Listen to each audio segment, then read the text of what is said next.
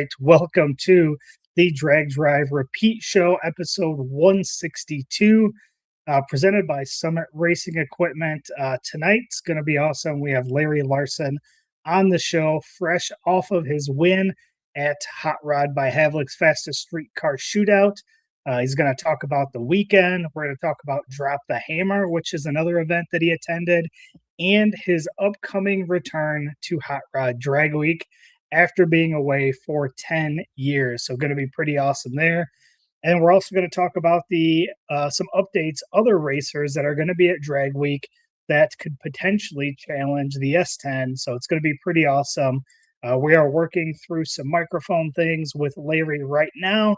So we will get started. I'm going to hit the intro, and then we're going to jump right into the show.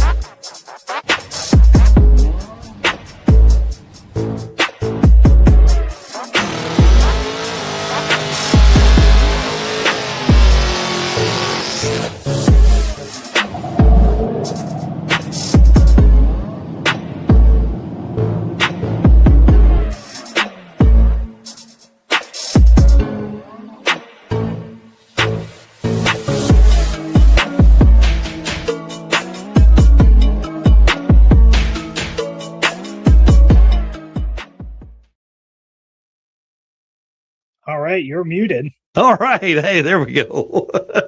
Oh, man. What a day. Hey, that's the way it goes sometimes when we're getting wound up here, and I'm excited. So I don't know if you just noticed the notes, but I moved some stuff around. I want to go ahead and get Larry in because we have good stuff now, good audio and things like that. So we'll just kick this thing off. Guys, my name is Mike Knox. I'm the host of the show you're watching now and the news that happens on Saturday. And I cannot wait till this weekend's news because, dude, it's all stats, the whole show. So I hope everybody's getting ready. Mr. Eric White, to introduce yourself.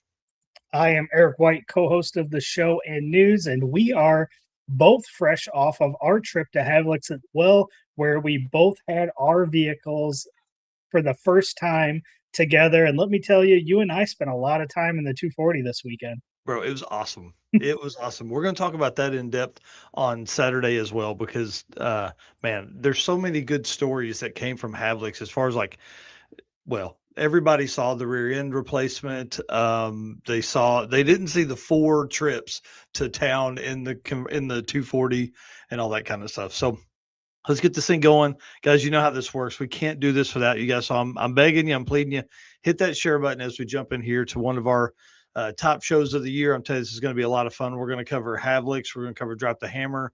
We're going to talk about Drag Week, and we're going to talk about some other stuff with Mr. Larry Larson. So it's going to be kind of fun. Excited to do that.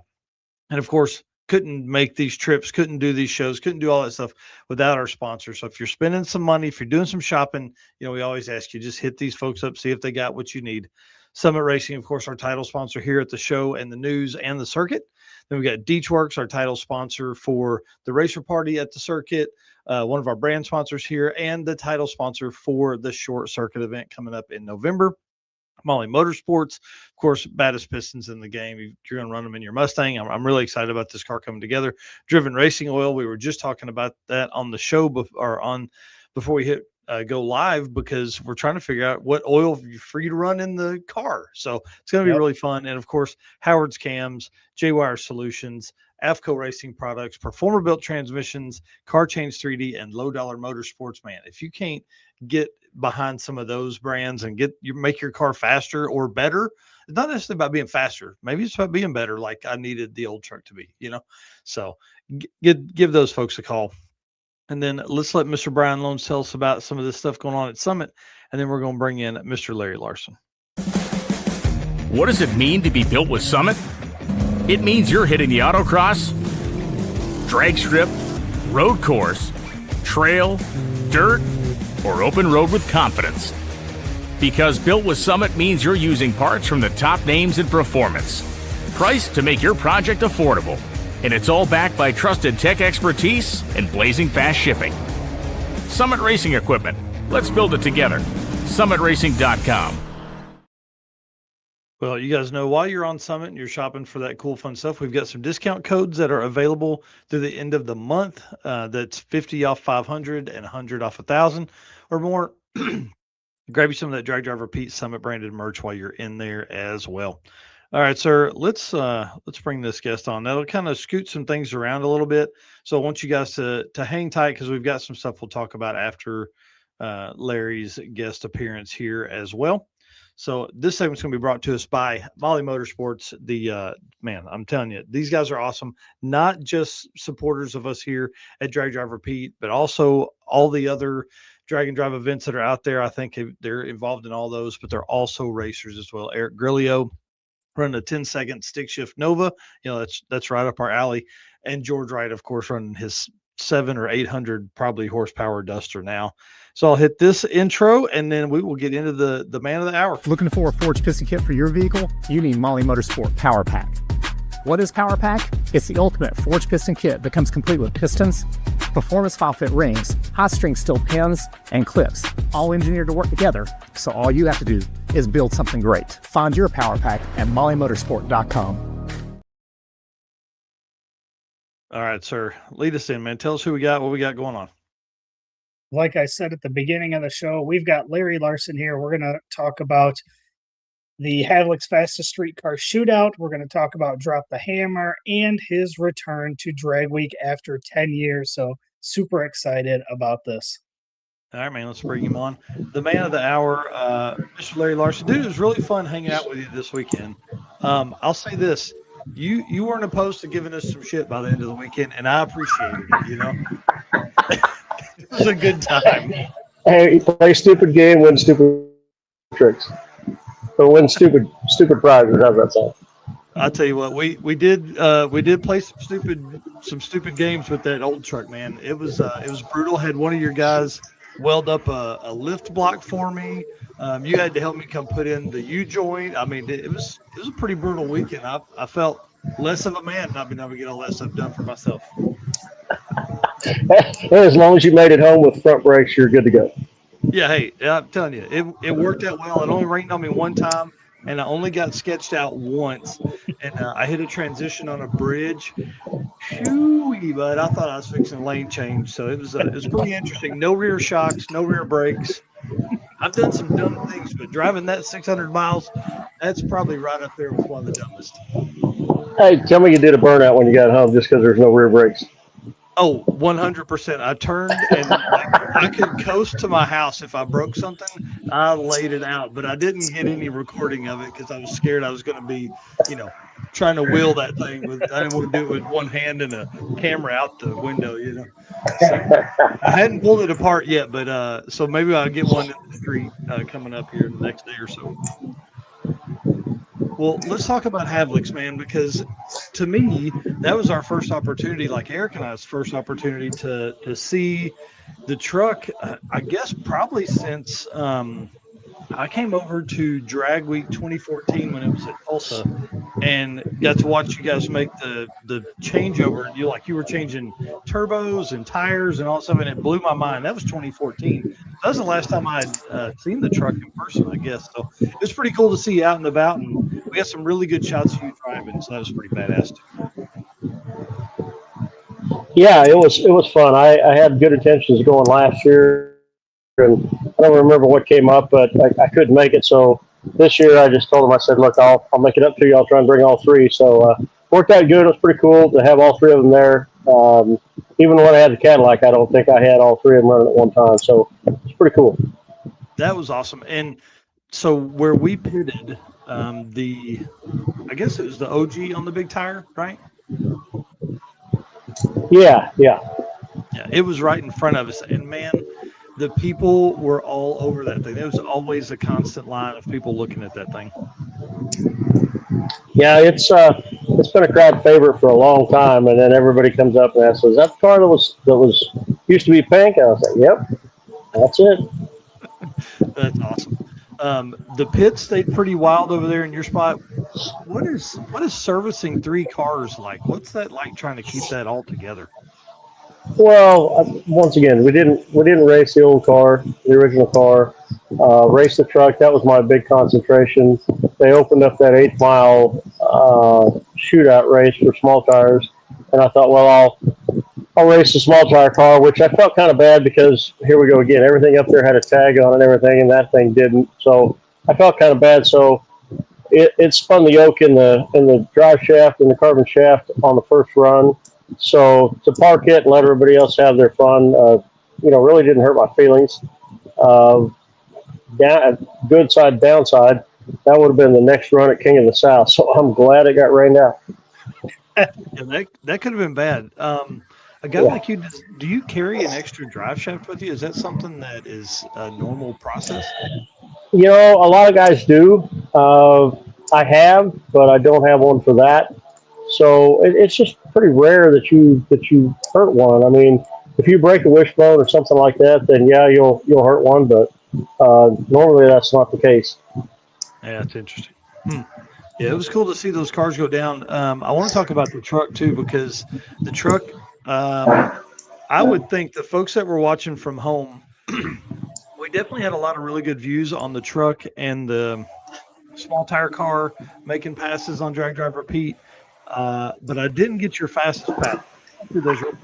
Off the trailer, this Sunday goes 620. Like the first half down, kind of put everybody on their ear, like, oh man, we're in trouble. So that was pretty awesome to see. And then it just got faster, like a 617. And did we run like a 609 or something like that? We did. Give me a second, guys. I'm kind of unprepared tonight, unfortunately. Unplug the phone in before it does. I was trying to do this on my laptop, and it was having no part of it. So, all right, we're good now. Sorry, I apologize. Right. We had a loaded one 620.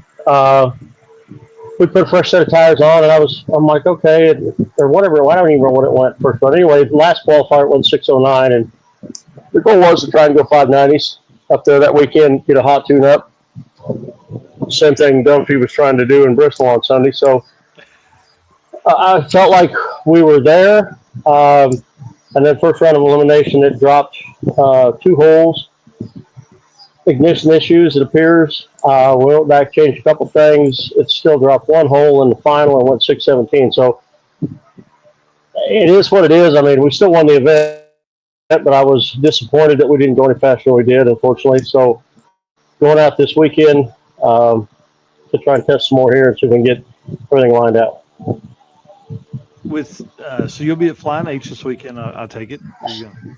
Yes. Somewhere else you got planned, yeah. So that'll be a good one. With the race being at Cordova, did that sway it a little bit as your plan to do drag week and then racing at Cordova just here? I mean, we're a month before drag week. Was that kind of did that help? Do you think that helped with the tuning? Oh, I won't say it helps the tune, but it just helps with where you're going because that's one of the tracks we have. So yeah, I've got to look at it. I know what lane has a bump, doesn't have a bump, where the bump's at, if there is one. So it's just, you get a little insight on it. No different than going Byron or anywhere else to test. So it just happened to work out that the Havlik's fastest street car was there instead of somewhere else. So yeah, it worked out good. It was 2 birds with 1 stone. Yeah, that's awesome. Yeah, Red Hat Scotty said he's announcing at Flying H this weekend. That'll be cool. You'll have to, Red Hat, I expect updates. Like immediate updates. We'll be out there probably Friday, Saturday, Sunday, I would say. So it's going to be hotter than toast. So yeah, if I can get it to go 590s when it's 96 or 8 degrees out there, I should be in good shape for drag week. Yeah, I mean, surely we won't have those kind of temps up there, but who knows what it could be in September in the middle of Illinois. Right. Yeah, you just don't know. So I just want a nice, safe 590 tune-up, hopefully, like everybody does, and see if we can go down. And once again, that's going to be a huge feat. So we'll work towards that this weekend. Yeah, I mean, and we're going to talk about drag week in a minute, but like that's a 590's been done one time and barely. Like is a 5.998. I mean, like that's a huge undertaking, fastest pass ever. But like that tells you how many times, I mean, how many hundreds of or how many thousands of passes have been made during drag week, and we've had one in the 5. So I think the internet makes it sound easy, but it's definitely not. No, not at all. Sometimes I don't think it's as hard as what some of these guys make it look, but it's also not easy. Yeah. Yeah, well, that truck's been super fast, super fast this weekend. And last question I got here on Havlik's. So, lining up in the big tire drag and drive shootout there, you took on Brian Goldstone in the javelin. Looking back, you guys crossed paths in previous events, previous drag weeks way back in the day, and then also. So it's Brian Goldstone and then Joe Barry. You guys had also kind of crossed some paths in the past. So what was it like to get back in the mix with, some of the OG drag week guys? Yeah, I saw Brian at Eddyville for their night of fire at the end of June, and so we ran up there when the Corvette was still running then. Joe, I hadn't been out and seen his car to the track in quite a few years, so it was fun. I told Joey, his son, I said, man, it just feels like the band's back together. I mean, yeah, there's some guys missing, but still pretty cool. I mean, Annette there, and just it's just a really cool vibe. I wish those couple of cars of Monty's were there. I wish Moran would get off his lazy whatever and bring Casper back. There's some other cars out there that would be really cool that I guarantee the people would like to see. So it's still a cool event, and I don't know if you'll ever get them all there at one time, but damn it, it'd be cool if they would. Well, and for a guy like you that does, that has been in it as long as you have, I mean, like, did you ever make any of the trips to Memphis and do any of those events down there? Or I never did. I never did pump gas drags. I never, I was a magazine reader. I was out, and at that point in time, I was still early '90s. I was still in Western Kansas as a diesel mechanic. So my Nova I bought in '88, and it was a back half car with a single 468 in it and a Doug Nash 5-speed. So I drove it a lot, and then moved to Topeka in early '90s, '93, '4, and in '94 then cut it up and made it a tube car. And it's crazy because watching all those guys run the FSC back then was an inspiration to doing it. But in the same token, I couldn't afford to go do that, and didn't have wasn't competitive. So I built it to what I wanted, and then it really wasn't legal for anything back then. The firewall had been moved back and blah, blah, blah. So, it was a battle between a couple of us in Topeka at the time to be the first street car in the 8s over there. And the other guy had a nitrous car that was 57 Chevy that was, like I said, we had at it, and we both finally got in the 8s about a week apart. So it was pretty cool. Wow. That's badass.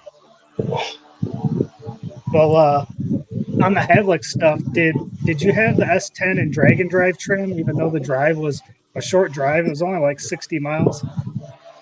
Yeah, I mean, everybody argues about this whole drag and drive trim. There's one guy that's just been beating me up on the internet, which I'd like to dot his nose. But, everybody has different opinion of stuff, okay? So I don't know what the actual definition of drag and drive trim is. I mean, I don't have bullhorns on mine when I drive it. It's nice and quiet, if you guys heard it. I got side pipes on it. It's nice and quiet. Radiators in it.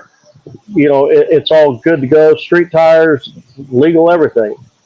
Turn signals, 4 ways. It's got it. And these other guys, everybody has their own way of doing stuff, and they got, mine's still steel roof and quarters and factory rockers on the truck. So these other guys bought a body from Harry's or 5-Star or whoever, and it's a pro mod car with headlights on it. So everybody has their own definition of what's going on and how they want to do it. So there are no rules. I still remember Freiberger standing on that tailgate or on his whatever it was that first year in '05 in Kansas City when this started, and there was 41 of us and nobody had a damn clue. He said, if WJ thinks he can bring his pro stock car in here and drive that thing 1,000 miles, then more power to him. Bring it on. That's awesome. Yeah, I want to. I grabbed a shot here that Eric had posted up earlier. Man, the truck looks so cool. But yeah, the side pipes definitely getting the sound back behind the driver and passenger window helps a ton as far as sound quality and drivability, right? Yeah, I've never been a fan of loud pipes, even when I was a teenager. If I want to go do a burnout on the block away from the cops, I don't want them to hear it. Everybody else wants to be loud and rowdy, and I've always been about being nice and quiet and sneaky, I guess. So that's just I hate loud stuff. So yeah, I've worked hard to make that thing quiet, and it is to make it that way. I mean, I had a couple guys come up this weekend and ask me about what have you done? You got baffles in them. You did this and did that. We're tired of the bullhorns. And I'm like, it's easy. Yeah. Just put turbos on it. Turbos chop up the exhaust, and it makes it Yeah, but they're still obnoxious. So what's a changeover look like for you then between driving on the street and running at the track? When I built that thing, nobody had there'd been a couple guys build. David Hocus had built taken a promo car and made it a street car. He struggled a little bit with it, but that was his emphasis on it. So when I did mine, I was like, you know what, I'm still going to take an original Chevrolet GM, truck, and make a pro mod car out of it, however you want to say it. So I did it, but I also wanted to try and make it as light as I could when I raced it. So the radiator comes out of it, the water pump hooks to the radiator, the trans cooler hooks to the radiator, all that slides off. The gas fuel cell comes out of it. The exhaust comes off of it. We weld at the time made me some of those front wheels that slide off there, and I can slide the front runners back on it. I put air shocks on it to drive it so I can adjust the back of the truck up and down with the trailer on it. And, I put the race shocks back on the rear, raise the front up about 1.5 inches. I mean, just a whole bunch of little stuff. It takes two guys about an hour to turn it.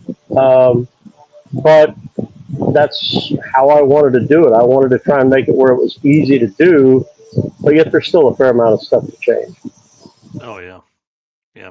Yeah, I remember you guys changing turbos in 2014 or some shit like that. I was like, what are these guys doing? No, I'm not that ate up. No, it's always got the same turbos on it. Really don't change anything at all on some of the guys, the nitrous guys especially change rocker arms and stuff like that. We don't do any of that. Basically swap it over from alcohol to gas, put the exhaust on it, which is a clamp and a pin. I mean, that's easy. So, but as far as turbos and any of that stuff goes, no, we never changed any of that. That's awesome. Well, the other shot that we caught there, this was after the huge photo shoot, which I thought was so freaking badass. And then we're all kind of standing there. Your truck's the last one to be on the track, and Teresa's standing there, and Eric's getting shots. Like, he's all over this thing, and Richard Brewer, Dirty Panda's flying the drone around it and all that stuff. And then was it him or was it Teresa that was like, would you want the other cars here too? Yeah, it was Teresa. She said, do you want me to see if he'll bring the other two cars up? And I was like, yes, I do. Yeah, that was pretty cool. We talked about it earlier in the week, but it just kind of went over my head. I was thinking about all the stuff we had to do, but then when they said that, and everybody was peeling out of there, and I was just letting everybody go, and then, like I said, the truck ended up being last, so it worked out pretty cool. It was fun giving you guys both a ride too, so that you got to experience a little bit of both of them. Yeah, listen, that made my year, man. I'll tell you right now, it was pretty awesome to be able to be in that seat and just, the history of that truck and all the cool stuff. And then you, of course, all the stuff you've done in drag and driving and all the other parts of the drag race world, it's pretty neat. So I appreciate that opportunity. Yes, sir. Eric, what was the other? We'll go back to those here in a minute. We talked about Drag Week. What else we got here in this first segment? What other stuff? I mean, was there Was there anybody that you guys were helping wrench on stuff other than us, trying to keep their stuff going? Tom McGilton came up with you guys, right? Yeah, Tom's a good customer and friend of mine. I was helping him tune on his stuff a little bit. And then Greg Sanford was on the other side. He actually owns the engine that's in the small tire car. We've been good friends since probably 17 or 18. So helping him a little bit with his 55, and I guess that's about it. But that had me running pretty good there for a while. Yeah, that's for sure. Jason Hurley's asking. Yeah, go ahead, Eric. Jason Hurley wants to know, what does the truck weigh in race trim? Memory serves me, I haven't put it on the scales this year, but I think it's 2850. Man, that's awesome. That's awesome. Yeah. It's amazing to me how much extra weight the street stuff brings. You start adding all the water and radiator and pumps and all that extra stuff, and it can really it adds up quickly. Yeah, it surely does, and some of the guys got completely carbon bodies, and that's worth probably a couple hundred pounds, 150 to 200. So once again, I tried to I forgot too. I take out the passenger seat, I take out the dash, which it's carbon, no big deal. But then I've got a set of steel doors with mirrors and roll up windows that we put on it to drive down the highway, so we can roll down the windows or roll them up if it rains, whatever the case, and they're sealed and all that. And then we put carbon doors on it when we race it. So that's the other thing that we changed. But just all the little stuff like that. I've seen some of the guys run them with no transmission tunnels, transmission explosion in the car, which is unbelievably hot. This thing's hot enough as it is, or windows that don't come out, and oh my gosh. Yeah. Yeah, you talk about the heat there. I had my leg laid on the trans tunnel part. I was like, man, that's hot. And you're like, yeah, that's where all the steam goes. Oh, shit. Okay. Yeah. Yeah, that's awesome. All right, well, that kind of wraps up Havlik's, unless you got something else you would talk about during Havlik's, other than we just need more competitors. Need more people. Yeah, I mean, I applaud Brian and Jess for doing everything they did, and trying so hard to promote it and all that. It just, more people need to come out and experience it. Don't get me wrong, it's probably a little different taste of people have to have a little different taste to come out and watch this stuff, or have seen all the old stuff. But in the same token, it's really cool to see all that stuff back out there. Yeah, I agree. And a lot of big block nitrous stuff, so that's always cool. You don't really see that much anymore. I mean, everybody at the front of Dragon Drive right now is all. I mean, it's all huge block twin turbo stuff. So. Yeah, I mean, how many when's the last time you saw that many nitrous cars with a Lenco, or nitrous cars with a Lenco in them? Including Rick Pope Pinto sitting over there, that was iconic around here back in the 90s. Yeah, that car. It's funny. Adam Dory and Tucci were talking about how that car's like a motor with a body on it. That's all that thing is. Yeah, I don't know what he was smoking or whatever that night he did come up with that idea, but I was like, holy cow. Yeah. Big blocks, small cars. That's where it's at, right? Oh yeah. What could go wrong? Yeah, right. Exactly. Brian said there was 42 cars that registered and didn't show up for the event. Yeah, that's what he said, which is a shame. I don't know why. I mean, he said some of them broke, all that. I mean, the weather turned out good, so. But once again, that's something to look forward to next year. Yeah. Oh yeah, for sure. All right. Well, big shout out to Molly for the support they give us here at the channel. Let's move into some drop the hammer and that kind of stuff. So real quick, does that mean you're coming back to Havlik's for next year? I'll be there, as far as I'm aware. I don't know if I have all three, but maybe I'll try and drive all three. Hell, I don't know, but I'll be there. I can't imagine trying to figure out how to drive all three. That would be tough. I guess you could have them folks get in there and you just bounce from one to one to get in there. I told somebody over the weekend, I said, the only thing that I can compare this to is when we had the original car and the truck over in Australia, and at the end of 16 and start of 17 for 2 weeks. and we ran 4 nights in 2 weeks, and ran 3 runs in each car each night. That was a handful. Man, yeah, that's intense, especially being that far from home. But it was like you're taking the whole crew. yeah. You know? Well, there was 4 of us, so it helped, Oh, but wow. it was still just a lot. I mean, we'd go the next day and do maintenance, and then be ready, and then we'd take a day off and go do something, some sightseeing or whatever. But the people over there were awesome. But it was so cool. I mean, I've known some people over the years that have had a car over to Australia before, but nobody I know has ever had 2. That's awesome. Yeah, Teresa said we need a bigger crew if he's driving all 3.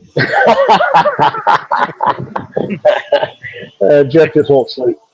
Yeah, that's all right. Hey, look, I know a couple guys that'll at least help get the cars to the lane for you. Hey, you know what? If it's got anything to do with that truck that was sitting over there that they left the rear end laying on the grass, no, I don't want any part of that. None of that. Yeah, that's funny. Hopefully that thing will be fixed by then and be on a new chassis. It'll be the driver and be easy, Yeah, So in perfect world.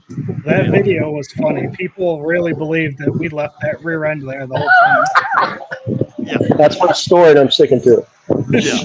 Yeah, it was a good time. Yeah, appreciate Teresa and all the, I mean, she was sending us videos, pictures you guys were doing, all that kind of cool stuff. So we appreciate them for sure.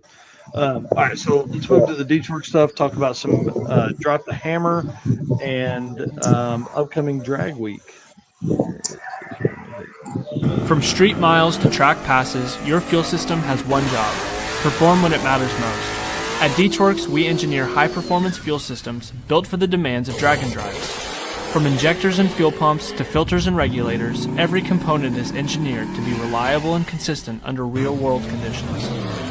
Whether you're chasing a personal best or driving hundreds of miles between tracks, D-Torques delivers the fuel system your build requires. So, Drop the Hammer, that was like your return to, can you hear? Maybe. Oh, there we go. So, Drop the Hammer was the return. Oh, it died. Good. Gotcha. Yep. All right. Yep. So, Drop the Hammer was like your return to drag and drive. What? It was. I tell you, it was kind of interesting to see, and I want to get your opinion on weekend event, because obviously your last run there were all national level events because there weren't any weekend things. What'd you think of the weekend setup, and especially Drop the Hammer? That was the first time I'd been back to a drag and drive since 2017 when we went to Rocky Mountain Race Week. It was really nice. We drove probably 350, 60 miles. Roads were nice, all 2-lane, smooth, trees, 70 degrees. I mean, good grief, you couldn't plan it out any nicer. I mean, racetracks weren't, what I'm used to being on, but they were still nice tracks. And I hadn't had that much time with the truck yet. And here we go again. I built this thing to go really fast, not try and slow it down. So I was really struggling trying to get this thing slowed down. And David Visner that built this new engine platform, he went with me. And so he was a newbie. I think I don't think he'll go on another one. I mean, I told him, I said, that was a little baby thing compared to what it normally is. So, but it was fun. I told Carl, I said, this would be really cool to bring the old car to next year. Just the tracks were that kind of track, and it'd just be fun. I mean, and not take a trailer and not do everything, just roll up, unload, throw the ice in it, swap fuel systems, and let it rip, and make a couple of rips and head on down the road. Yeah, that'd be awesome. That would be awesome. I think that's what we're seeing these weekend events kind of become, is like an opportunity for guys to get back in it. It's funny you say that he's maybe not coming back again, because Jonathan Stonecipher says this all the time. You're either a forever or never dude for drag and drive. You're either going to do it at any chance you get, or you're like, hell no. Well, I always joke with everybody. I mean, we've done Drop the Hammer was the 12th one we've done. They've all been at Unlimited, and we've finished every one. And I don't think anybody else can come anywhere close to that. But I joke. I said, you start the week and about Tuesday or Wednesday, you're like, man, I cannot wait for this thing to get over. I'm just wore out. The mental part of it just wears on you. I mean, you wake up like Tuesday or Wednesday morning after the event, and you're like, oh, I got to do this, this, and this in the middle of the night, and then you're like, oh shit, it's over. But we joke. I said, we get done, we load the trailer up, and we're headed home, and we're like exhausted, and then because you're like, can't wait for the week to finish, and then you're like, when does it start next year? Yeah. Oh, 100%. You're already doing the countdown. You're looking at the schedule on dragdriverbeat.com/events, and you're trying to find the next. Like, hey, is there one on the way home? Or we're gonna pass by one? Can I jump in? Yeah. So everybody always says it's real. Go ahead. It's Plan B fun. It's not fun in the moment, but it's fun when you think about it later. Yeah, it's addictive. I mean, if you enjoy that kind of torture, I guess. Yeah, the hangover, drag and drive hangover is real. You come back home and, I see something pulling a trailer going to work and I'm like, oh, what's that? And it's just somebody's regular pickup truck and a regular trailer, and you get disappointed as you go past. Yeah. Well, during the time that you weren't racing the S10 at Dragon Drives, you were racing at other places, but did it spend any time on the street in those years? The truck, no. Literally, I never did drive that thing much on the street, to be honest with you. I mean, I built it for Drag Week and Drag and Drive stuff because back when I built it, Drag Week was it. Then Matt came out with Rocky Mountain Race Week, and we went on the first one and the third one with the truck up through the mountains and out onto the plains. God forbid when it was 104. Everybody. But to answer your question, no, I really didn't drive it much. I mean, I raced it some. We won Topeka National Event in Top Sportsman in 2015 with it. Took it to Streetcar Super Nationals in Vegas a couple of times and went in the fives there. So did that, and then Street Outlaws / MPK started and ran it there for the first 2 seasons, and then they booted it.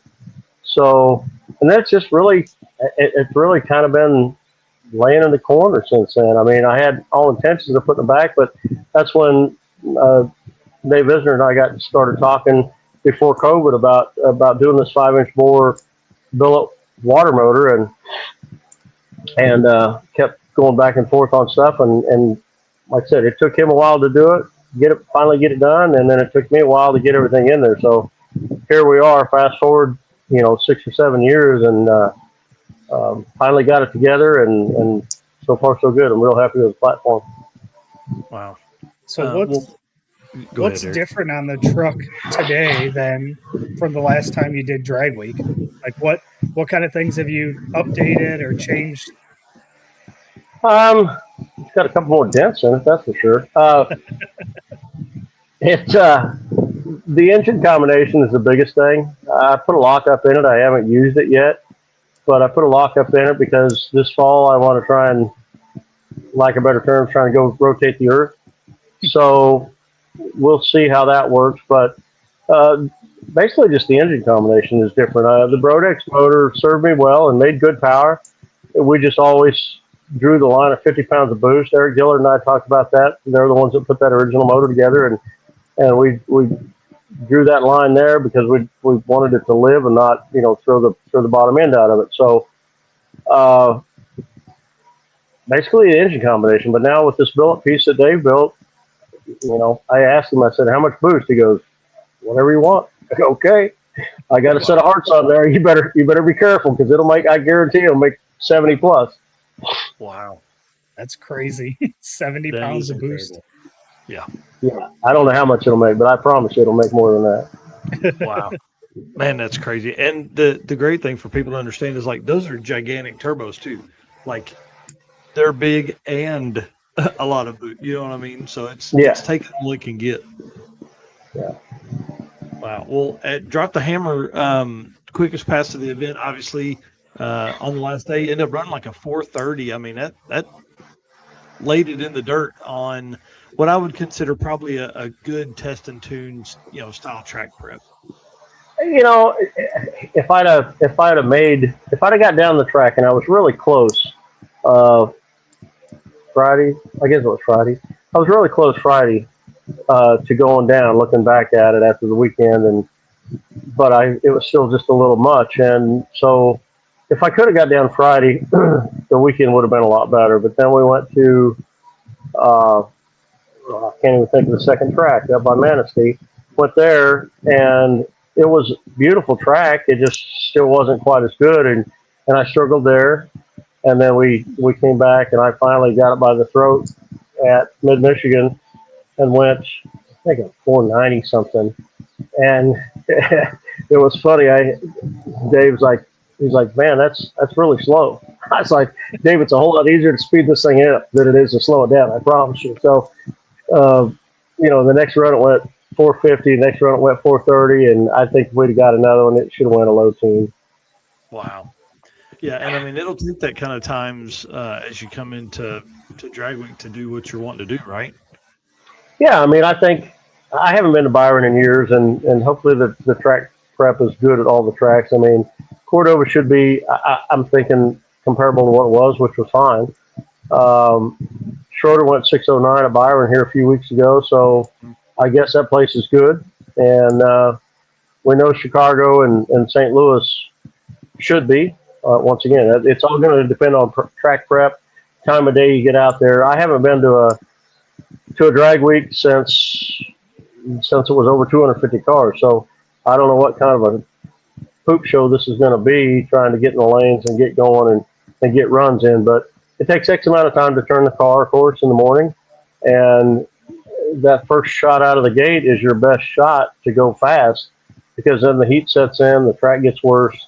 And then, unfortunately, after that, you end up driving into the night, and that's not my cup of tea if I can keep running. Yeah. Yeah, it's going to be interesting. Dirty Panda is going to be coming. He's doing a couple days with us for coverage and stuff at Drag Week. I'm excited to have him. So it's going to be his first Drag Week experience.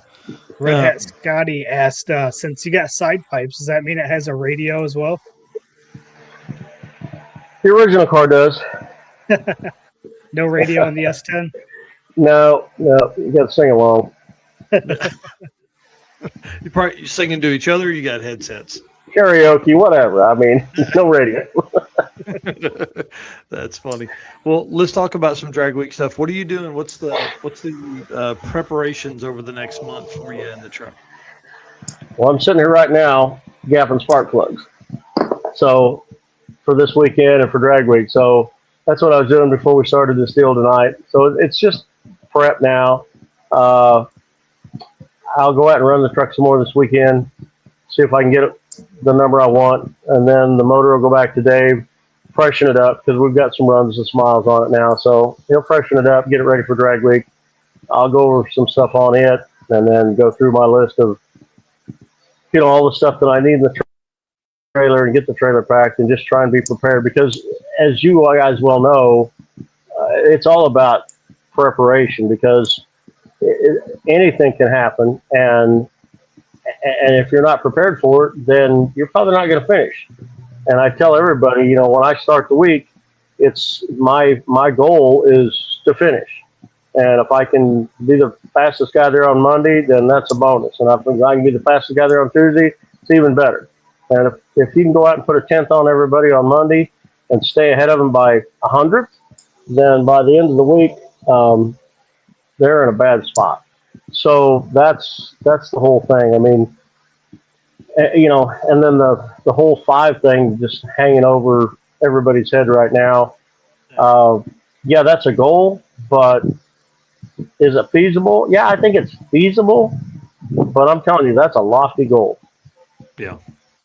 Well, and like we're seeing Ned go through it now. We're going to talk about the front runner cars here after we're done with our conversation. But that's what he says too. And like it takes constant testing and constant abuse of the cars, and then that's the other bad side of it is now you're testing these cars. They're not as fresh, so like you have a month. So the motor goes back to Visner to get checked up and make sure it's fresh. It comes back. Well, say that takes a week longer than it should have. Now it's a thrash. Now it's like, oh man, we got to get this thing back together. And thrashes before events are always the hardest on people, in my opinion. That's that's been kind of my MO over the years, unfortunately. I mean, whether it be the original car, whether it be the truck, it's always been down to the last minute. Is that the way I planned it or wanted it? Absolutely not. But did it turn out that way? Yes.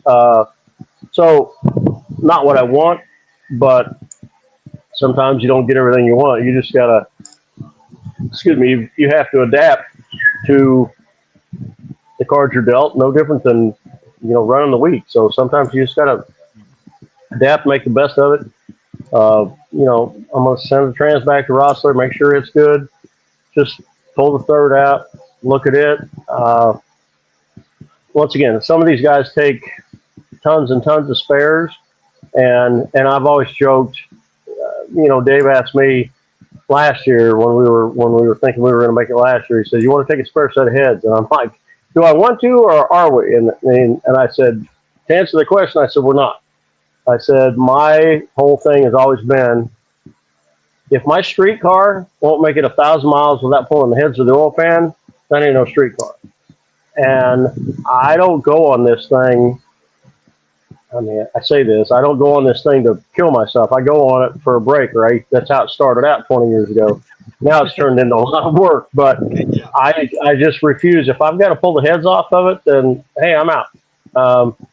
These guys will have the heads off repeatedly, putting pistons in them, everything else. It's like, guys, this is a street car. Come on now. I mean, go home and fix your stuff. Come back next year. I mean, trust me, will I be down and out and have my lip hanging out if something happens and I drop a valve or something? Absolutely. And the law of averages will catch me sooner than later.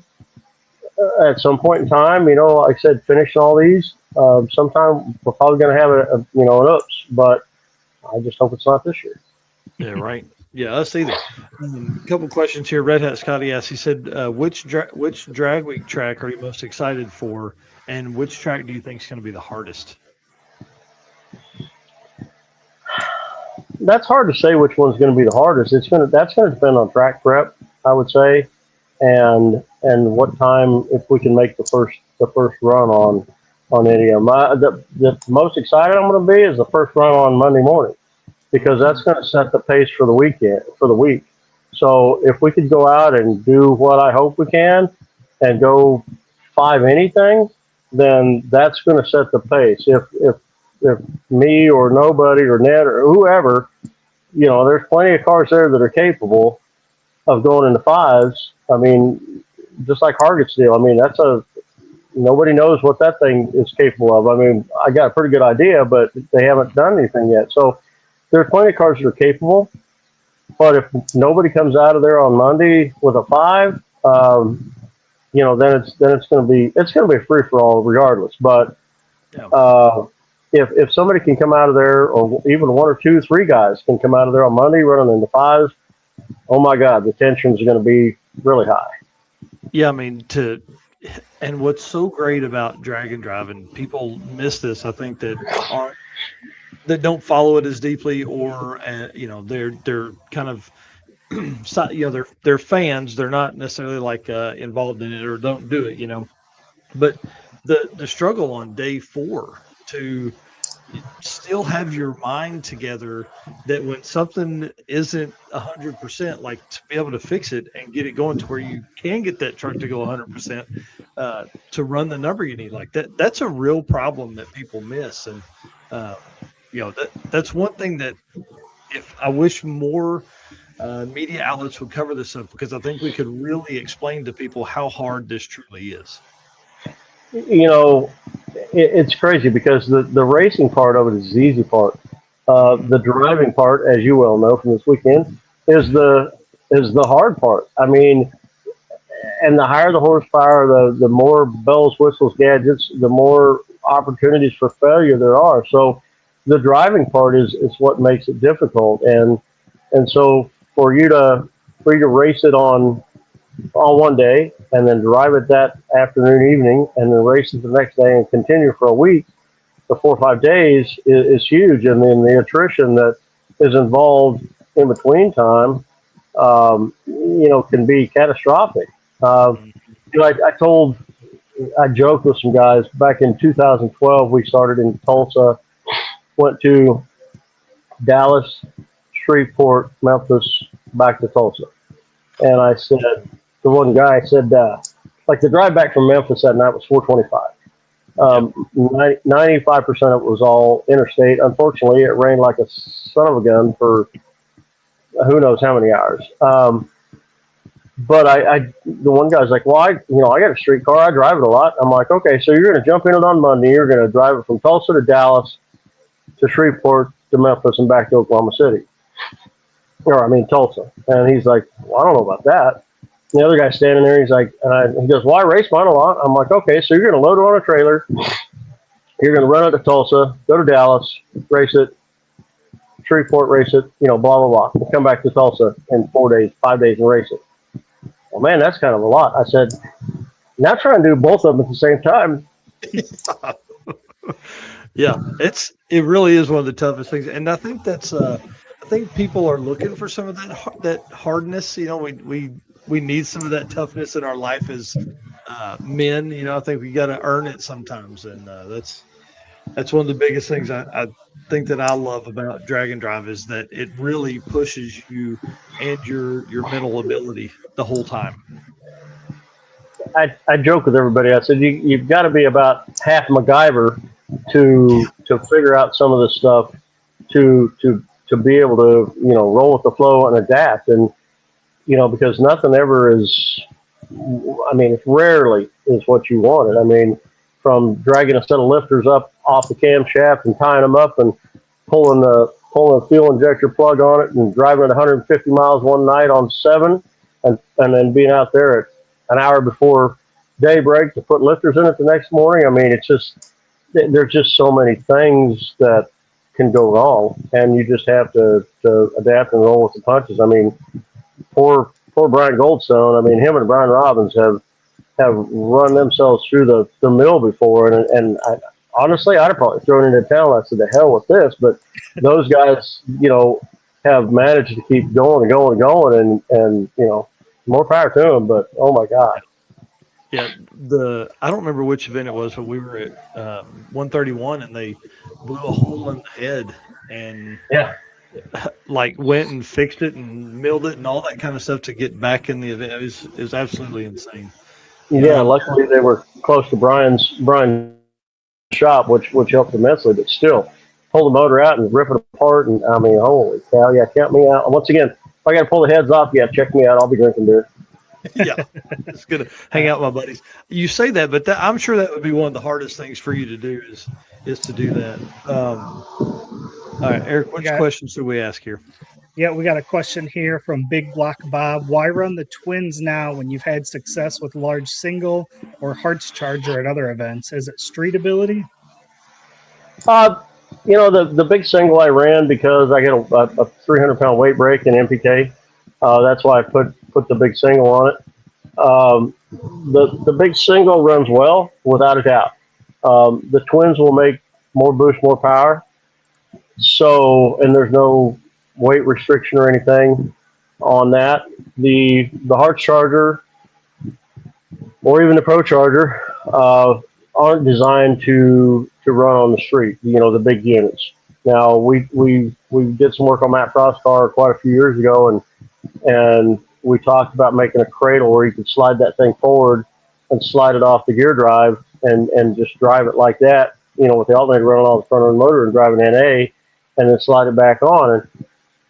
And I don't think that'd be a bad deal either, but here we go again. The camshaft profile for a blower or a charger car is more radical than it is for a turbo car. So at the end of the day, the turbo car is much more forgiving in a lot of respects, other than there's way more gadgets on a turbo car. But it's more forgiving as far as how streetable and drivable it is. Yeah. And to answer Aaron Roberts' question here, he said, didn't Larry weld on Bryant's car on Mega Week? Yeah, you guys helped him put some of the bars back in the back when it ripped the shootout or whatever. Yeah, we did. All right, so let's close there. Unless there's anything else you want to tell us about Drag Week updates, tires you run, hints at things you got going on.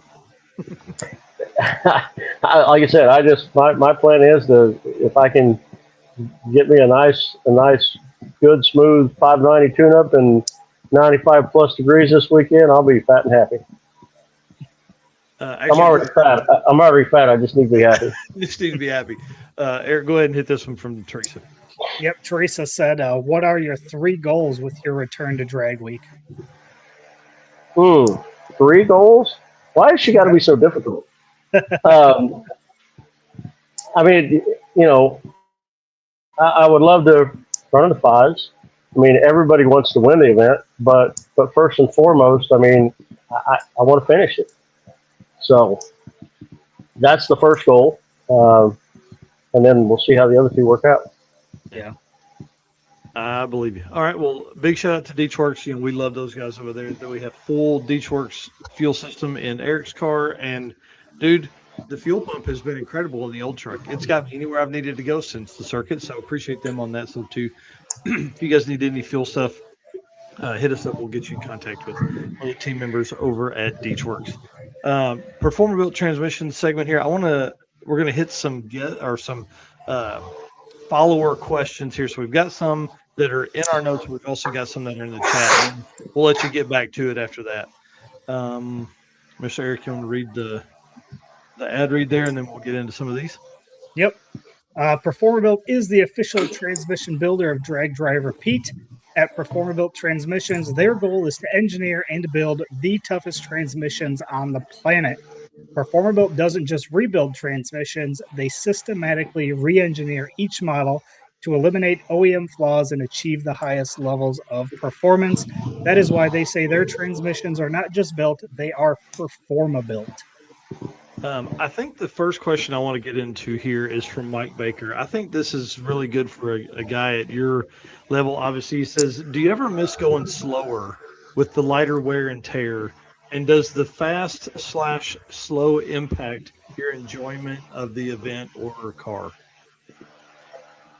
I'm really looking forward to getting the original car back out. And once again, everybody's like, why don't you lighten it up, blah, blah, blah, try and go, keep up with Brian or whatever. I'm like, that thing's all steel, bumpers, everything. I said, if that thing goes 6 anything at 200 anything, I said, I'm fat and happy. I said, it's got a clutch in it. It'll be faster with the automatic, baby. But I can't wait to get up there and put that thing on the chip, on the starting line again with the clutch. So as far as going slower, man, I don't know. I haven't been. I tell everybody, I said, drag racing is probably the most addictive sport there is, because the only thing that keeps us all from having a top fuel car is our wallet. Yeah. That is 100% true. Yeah. I mean, you go out and you make 10 runs and, hey, can we turn this thing up? Can we go faster? Yeah. Yeah. How far can we take this thing? And then if we make 2 small upgrades, what does it do? 2 more upgrades. Well, it's like when we were 16, we start at the front and we make more power in the motor, right? No matter what we do. Then we tear up a transmission or converter or whatever. Then we tear up a drive shaft or rear end, right? And then we fix all that. Guess where we go again? Right back to the front. Start it all over again. Yeah. Yep. Well, how about Teresa's question here? Ask Larry about karaoke nights. Are you a karaoke guy? Only when Jeff's along. Only when Jeff's along. All right, it's on now. What's your go-to karaoke song? I do not sing karaoke, but we've stopped at a couple of places on the way to races to grab something to eat at night. The best place was Chaser's Lounge in Effingham, Illinois, and walked in there, and it was so smoke-filled with the little stage and the karaoke deal, and there was a couple of waitresses behind the bar that I could tell you stories about for a while, and oh my God, we'd laugh constantly about stupid stuff like that. So that's what we roll into one of these little bars somewhere, and we're like, you think they got a karaoke bar? That's awesome. Well, I think that answers Red Hat Scotty's question of favorite roadside restaurant, Chester's in Illinois. All right, well, let's run into some of these. So Ned Dunphy, we were messaging back and forth with him for updates for his car, and we'll talk about those here in just a minute. But he said, tell Larry I said hello, and I'm looking forward to a fun, competitive event with him and all the other heavy hitters. He said it's going to be awesome if it's a barn burner event where we can compete for the top spot throughout the week. So I'm excited to see, Ned is kind of I don't want to say the new guy on the block, but he hasn't been doing it. He wasn't early on in the events, things like that, and has come on strong. This 2013 Dodge Viper is very fast, so it's going to be kind of cool to see, a mix of everybody's stuff. Yeah, I mean, Ned's done his homework. He's done everything he had to, made some more changes this year, knows where he needs to go, and he's got good people behind him. Mm-hmm. And I'm just really disappointed that I didn't get an update on run number 6 on Sunday. So I don't know what that's all about, Ned. Man, I know. I was watching and ready. I was trying to get it out of him, but he said they're testing again August 30th. So that'll be kind of fun. Again, we're going to talk about that here in just a minute. Eric, you want to go on to the next one there? Yep, the next one here from Brandon Huffman said, do you plan to run race week October 4th through 12th? Not tentatively, no. Right now the only thing on my sites is drag week right now, and then I really, like I said, it's hard when you run a car of that caliber. It's hard because minus Rocky Mountain Race Week, nobody pays any money for it, and these things cost a lot of money, and they cost a lot of money to maintain and to run. So it's expensive, and that's part of the reason that I kind of backed off of it a little bit, quite honestly, because it was so expensive, and they really didn't want a bunch of corporate sponsorship in it, which I understand. So it's tough, and by the time you go out and run the week and the hotels and just everything involved with it, it's just a lot. So I'm planning on running drag week, and then I want to sit down and see where I'm at and see how things went. And then if everything is like I want, then this fall when it cools off, like I said, look for big things because we're going to try and hang the bar up high. That's awesome. Chris Morey says, do you feel that the S10 is maxed out? And if not, where do you believe the limits are? Every time you split, ask Loans. Loans said a few years ago, there'll never be a drag week car in the 5s. And we were laughing because he showed up like 2 weeks before the truck came out, right? And nobody knew except for Loans and Freiberger that we were even building it, a few people around here. So I don't know what the limit is. 560s, 550s. I don't know. I mean, my goal, quite honestly, is to go 560s. Now, can I get there? I don't know. Pretty lofty goal, but we're going to find out. Yeah, that's big. That'd be wild. I mean, not a drag week. Don't get me wrong, but this fall testing, whatever, in drag and drive trim, as you want to call it. Yeah, that's my. I want to prove that platform that Dave built, is capable of that, and that you can do that with something that you can drive. Yeah, man, that's so badass to think that we're at a point now where, in 2005, I mean, the car that won went 850s. Like we're 20 years later, we're looking, 2.5 seconds or quicker than that. Oh yeah, for sure. I mean, I went 616 on day 6 or whatever in 14. So, which was way faster than Andy Frost had been back then. I mean, he'd been 640, so that was a huge leap that year. So, but I also went 589 in what, 15? Yeah, 2015 I went 589 with it. out in Vegas. So here we go again. So, 2 more tents in, 10, 12 years, fully capable, right? Yeah, right. Right? The next question here from Kyle Calkins was, if you were going to build another purpose-built drag and drive car, what would it be? Oh gosh, I haven't even. I'd have to be brain dead to think about that one. I haven't even thought about it. The truck's done its purpose well. I mean, the thing's narrow and fairly. I feel like the aero is somewhat decent. The downforce on the back is probably a little bit too good, but it does. Once again, on a marginal racetrack, it helps a lot. So, the biggest thing, if you were going to build if I was going to build another car, my new car, my Chevy 2, the new one I built a couple years ago. I mean, that's a steel roof and quarter car. It's not a all carbon pro mod car like some of these guys are running in drag week, but that car weighs a little over 2,600 pounds. So if you could take another couple hundred pounds off my truck, game on. Yeah, that's interesting. So that's why I say Hargett steel with that mod motor in there. I'm telling you, that's a wild card right there. It really is, and I hope he can get it going in the next. I mean, he's really got to have.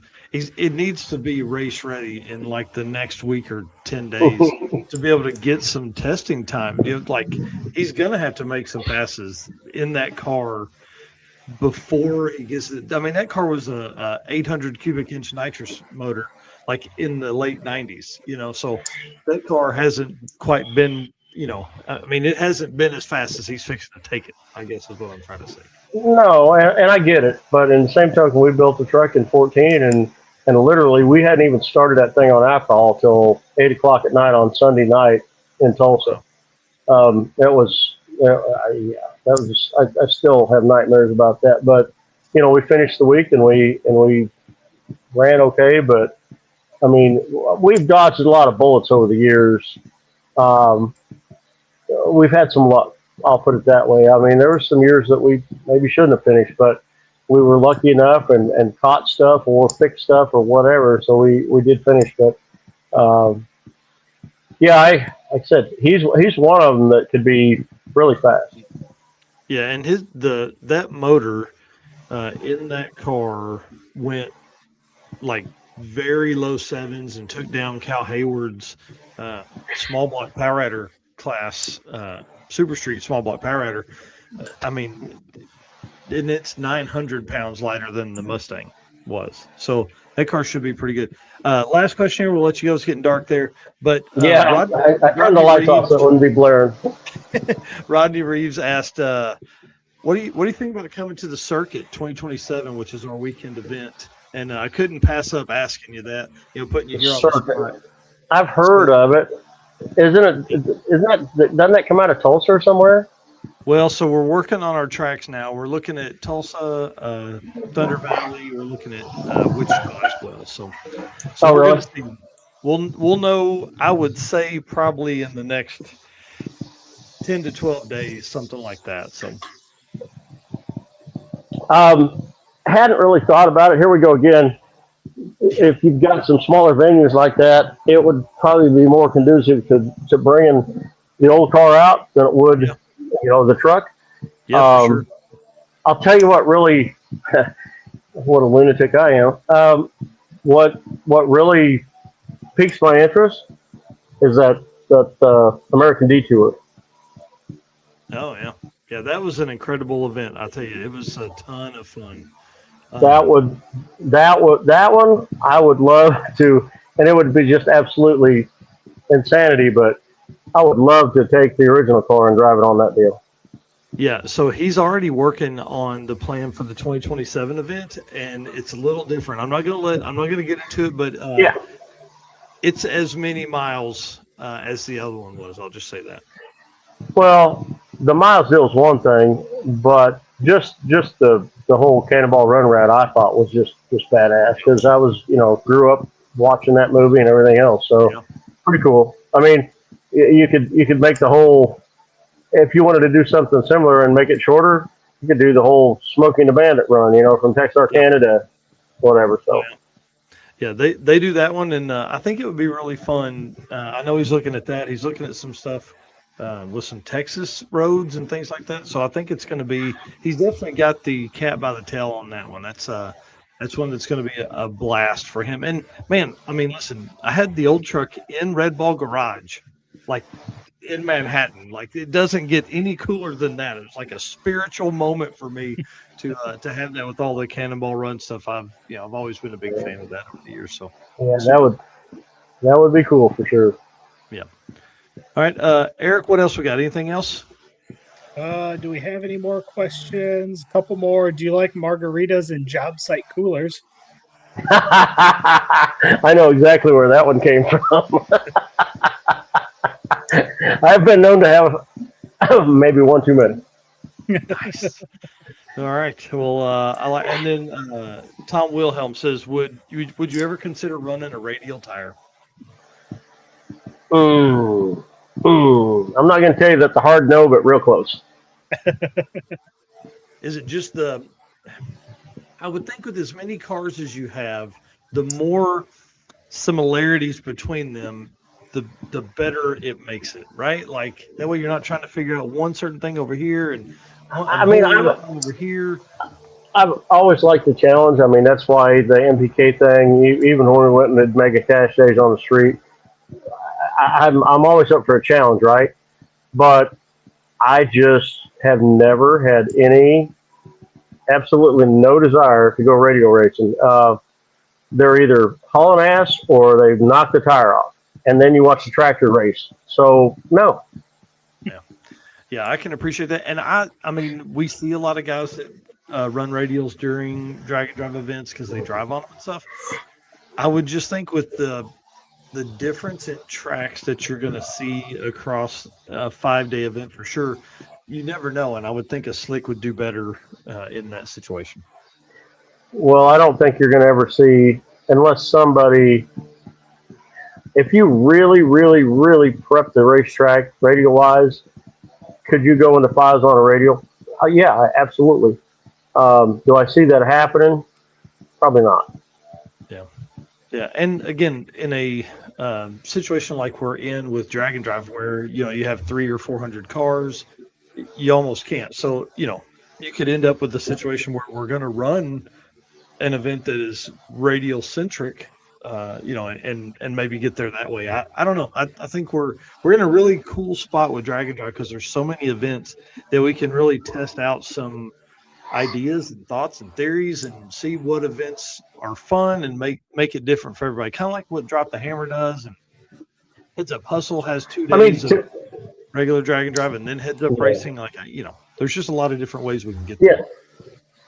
Yeah. To me, it's hard to run a radial and a bias fly at the same racetrack on the same day. Blah blah blah. I mean, we all know that it's been proven time after time after time. So, if they wanted to have a true radial drag and drive, that'd be great. But you know what? I guess what frustrates me a little bit, and once again, I haven't been to a drag week or anything else in a lot of years. But when you see these guys show up with a radial and then start bitching because the racetrack's not prepped good enough, it's like, hey, nobody twisted your arm and told you to show up with a radial. So don't show up with a radial and then whine and cry because the racetrack's not good enough. I mean, Glenn Hunter, which I've been friends with a long time, was up there this weekend, and he ran very respectable. But did he run as good as he's capable of? No, absolutely not. And neither did Morris or anybody else. It's just the track, the prep wasn't there, and so it's I don't know.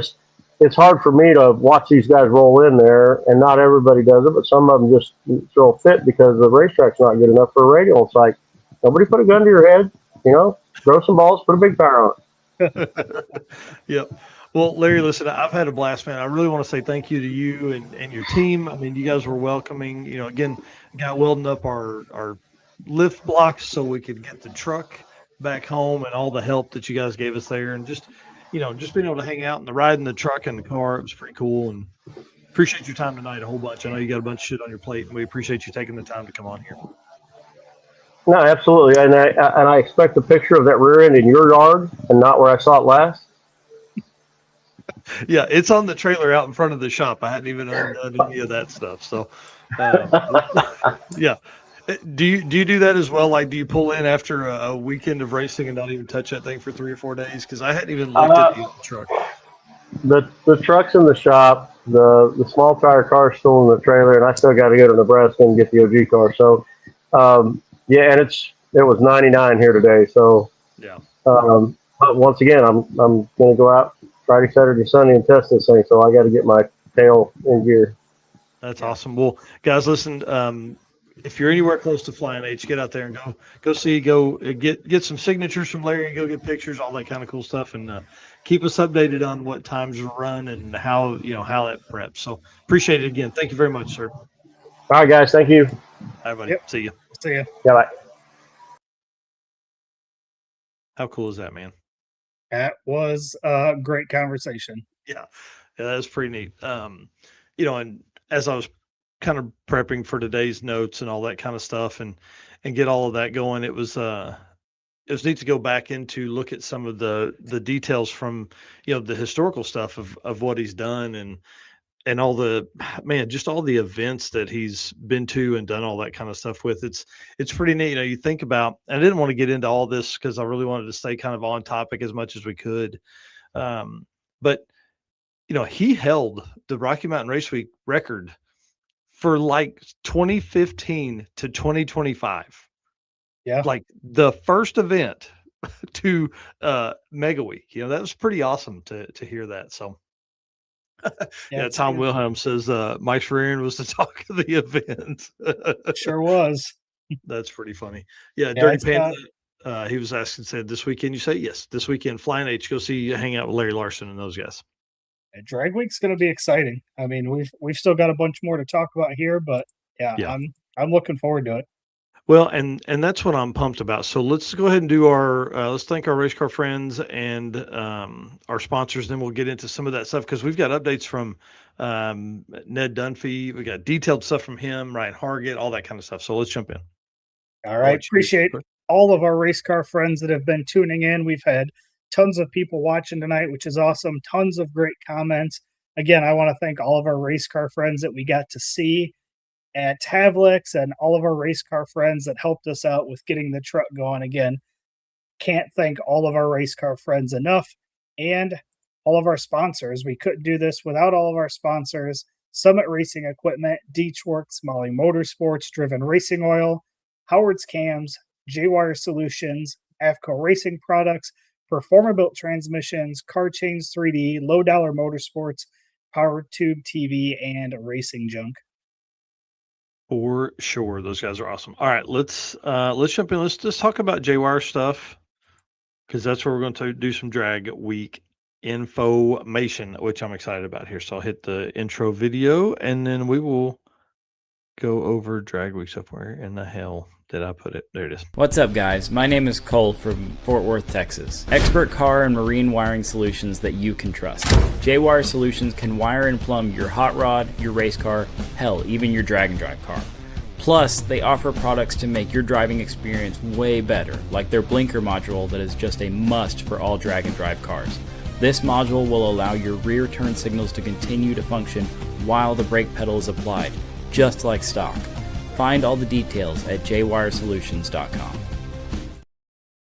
Man, all right. Well, let's kick this thing off, dude, because this is a good one. So, obviously, starting out, Drag Week a month away. We are we're really getting to the number here. I mean, this is going to be important. So, I messaged Mike Galemi. I said, "Hey, dude, what are you excited about? What are as we get into this last month, I mean, we're literally a month away from Drag Week. What's going on? What are you seeing? What are you thinking?" He said, he sent me back. He said, "Man, to have guys like Ned Dunphy, Larry Larson, Jeff Lutz, we've heard rumors there. I hadn't got anything back from Jeff yet, but Brian Goldstone, hopefully, and Ryan Hargett all coming to Drag Week with the potential to chase a 5-second average is pretty incredible.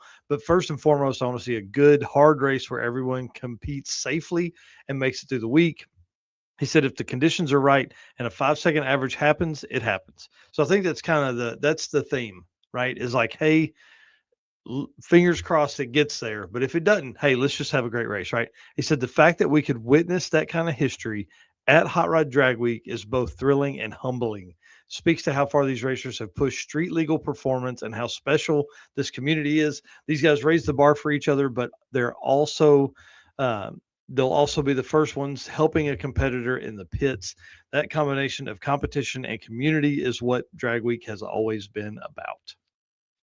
Thought that was, dude, Yeah. it doesn't get any better than that. And it's from Mike Galemi, the man, network Right. director at Hot Rod Magazine. So let's talk about Hot Rod Drag Week 2026. Let's get into some stuff here. So I'll let you tell us about Mr. Larry Larson's update, who we just talked to moments ago. Yep. So Larry Larson ran a best at 6:09 at Hot Rod by Havlik's fastest streetcar shootout this past weekend. He went 6:20 in 90-degree temperatures off the trailer. That's incredible.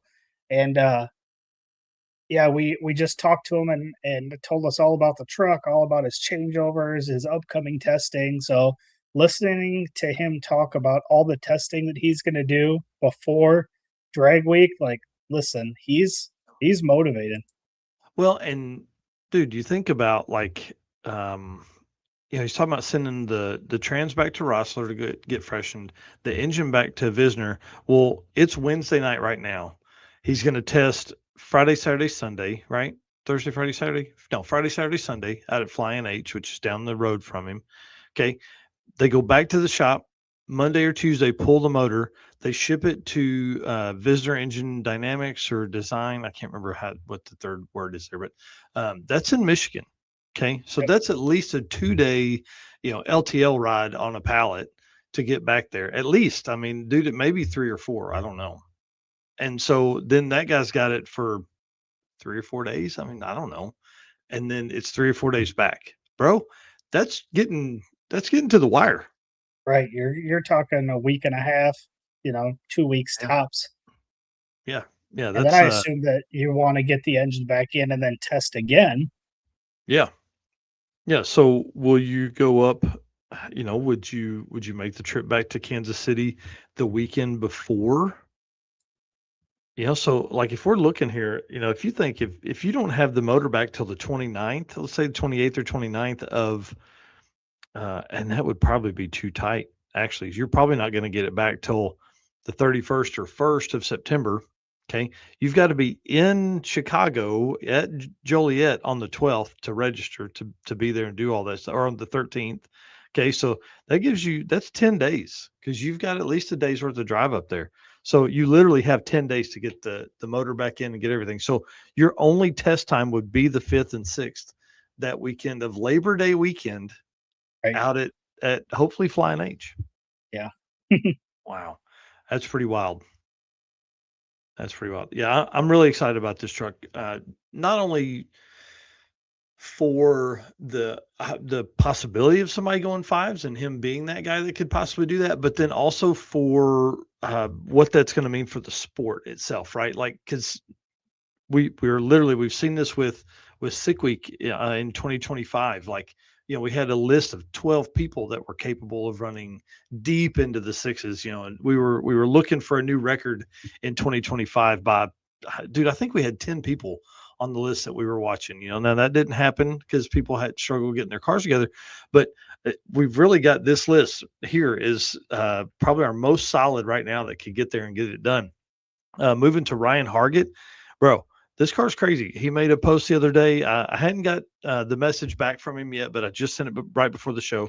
So it said he hit the goal of being 900 pounds lighter than the Mustang. And like I talked when Larry was on, that car went 17s, like I think it was 713 or 718 or something like that, in a Mustang, in a regular bodied Mustang, right?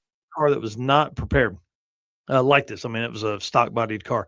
The Camaro's 900 pounds lighter than the Mustang, and he didn't have to sacrifice street stuff to do it. The fuel tank stays in, radiator stays, trailer hitch and air filters come off at the track, but that's about the only big change from street to race trim. That's a big deal on day 4, like we were talking about with Larry. The other great part is this car is built on a much more capable chassis and is way more aerodynamic than the Mustang. Lighter, better, and still a true drag and drive car was the goal from day one. This Antidote Camaro, it's going to be insane. This is if people don't know, this is a HPT twin turbo Coyote setup that is capable of 3,500 horsepower. Yeah. This car ought to be very, very, very rowdy. And, but again, we're running into the situation. Does he have time to get the last few bits and pieces put together to get some testing done before drag week? I hope so. Yeah, me too, man. Me too. All right. And then I'll let you tell us about Ned, because this is a great conversation. Yep. Ned Dunphy here said pass number 5, density altitude currently 4,100 feet, and it's 84 degrees with 118 grains of water and full sun.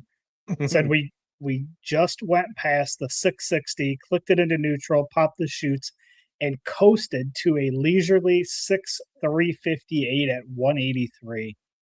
Bro, come on. That is crazy. Yeah. He sent us a message here and said, we are testing one more time on August 30th at Galat following the PDRA race and going to focus on full-length passes. So every one of his passes so far has not been a full quarter-mile pass. Based on conversations with lots of people in the know, you can subtract 6 to 10 numbers off a time slip from Bristol due to elevation. So we wanted to get down and settle in at a 395 in the 8th, which we translate to a 5-second pass in the quarter. I said for me, the biggest challenge was switching from a screw-blown car to a turbo car. It was like learning to ride a bike all over again. And then what? I was just saying that's because from difference in he raced the Pro Mod all weekend. One Pro Boost at PDRA, pretty badass, full field car there. I mean, that's pretty gnarly. And then gets in this Turbo Viper. Yeah. I said one more note, our quickest 8th mile pass last year on drag week was a 410. So we've already run personal best and did not have the best conditions nor everything dialed in. I think we've got some amazing potential left in this combo. I think the best news is that the car and the updates came together perfectly, and we just need to get some fine tuning done before we can call our shot, but we're going to show up more than ready. Dude, that's so awesome. Yeah. I love it with the black wheels too. Dude, it looks so good. So good. Yeah, and he's going to be on the Wes Buck show next week, so I'm sure he'll have plenty to talk about drag week coming up as well. Oh, you better believe I'm going to be feeding Wes and those guys some info and data and all that kind of stuff. Because, man, Wes is a big Pro Mod guy, so that would be really cool to have, it lead in with that, but then also change over and talk about some drag and drive stuff. So yeah, I'm ready. I'm excited about that conversation. So Wes Buck in the Wes Buck Show, Drag Illustrated. So moving on to the next guy that we got some updates on, Jeff Lutz. Going to be racing Alex Taylor in the Tri-5 Nationals this weekend at Beach Bend Raceway. So I'm kind of excited about that. That's cool for them. I did ask him for an update, but again, it was today. I'm sure they're on their way to the Tri-5 Nationals. He's got other shit to do. So hopefully we'll hear something by Saturday when we do the next news episode. But, he's been in the 5s, 588s, 578s, all that kind of stuff. Just never – he hasn't done it on day one yet. So testing, again, like we talked about with Larry, testing is tough because you have so many times where are you ringing your shit out ahead of time, and then you go to make the drive or make the pass and it just doesn't do what you want. We saw that at Sick Week for him that, he made like a 13-second pass or something like that and couldn't get it turned around in time to come back up and get good temps. So put it in the trailer, and him and Clay Milliken had a great week. Yep. All right, next up, we've got Dave Schroeder, who obviously dropped the bomb at Six Summer. Like we were talking, 609 at Byron. He said, "We are happy with how the car is progressing, but we feel that there is still more in it, and we will be testing a few times before we attend Drag Week. Putting the gear vendor back in is very straightforward, and given it's so light and located low and central in the car, it should not require a suspension change. We added 50 pounds on the nose to get the launch right, and we will be relocating our fire bottles to the nose from above the diff so we can hopefully reduce a lot of this. We also have another kit to fire once we get the first 4 happier, which is crazy. A 5th kit. Dude, bring it on. Yeah. And so far, he has the quickest drag and drive pass of 26 right now.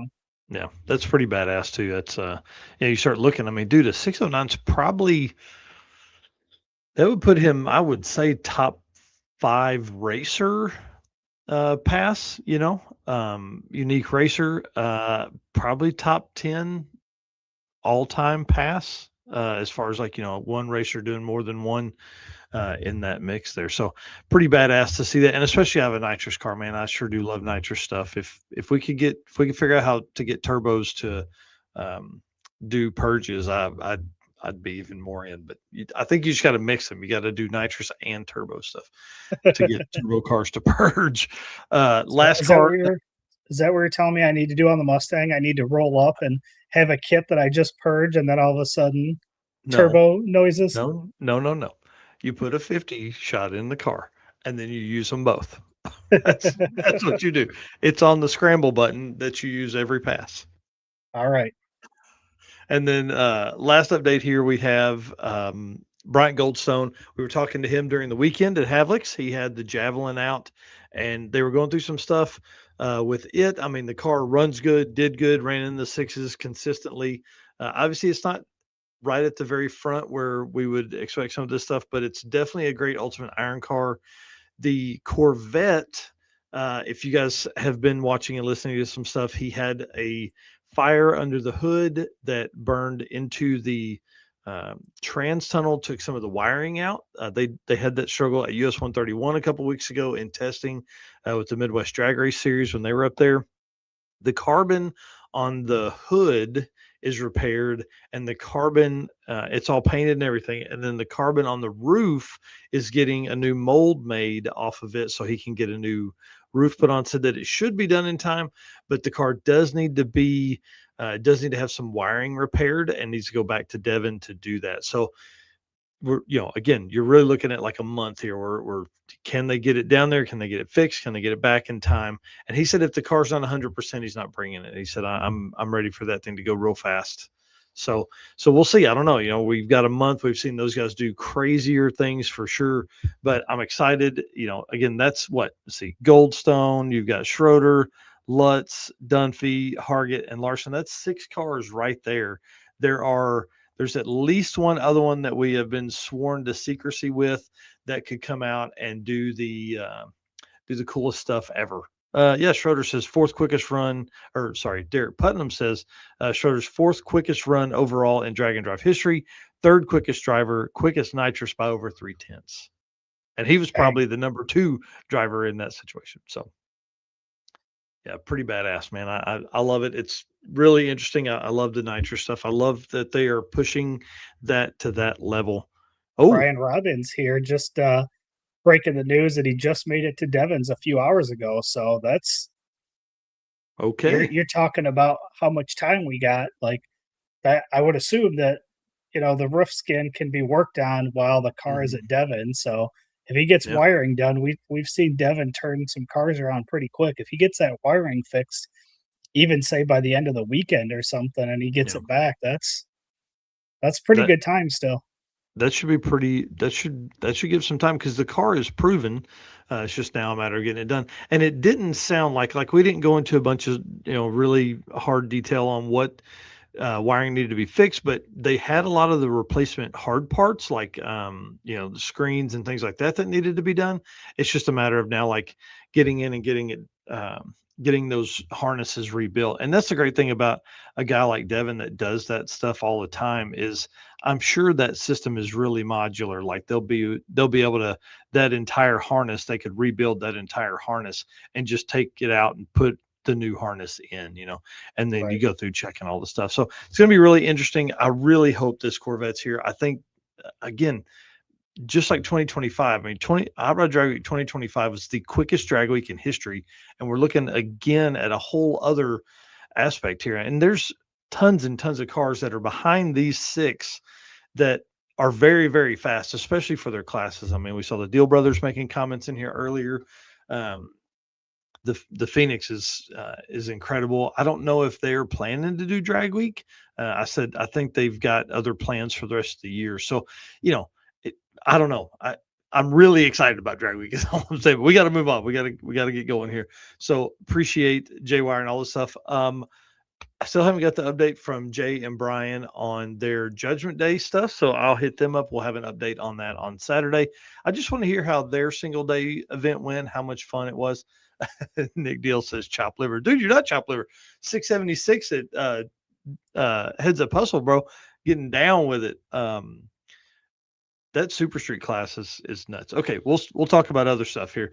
Big shout out to J-Wire and all the team over there. All right, what do we got next here? It's Molly. We got Driven, and we've got yeah, lead us into some Driven stuff. And then we'll wrap up with AFCO and our Havlik's results. Perfect. All right. Well, let me get this ad read, and then we'll talk about what we've got left for the rest of the month of August. Hey, it's Brandon from Fort Smith, Arkansas here.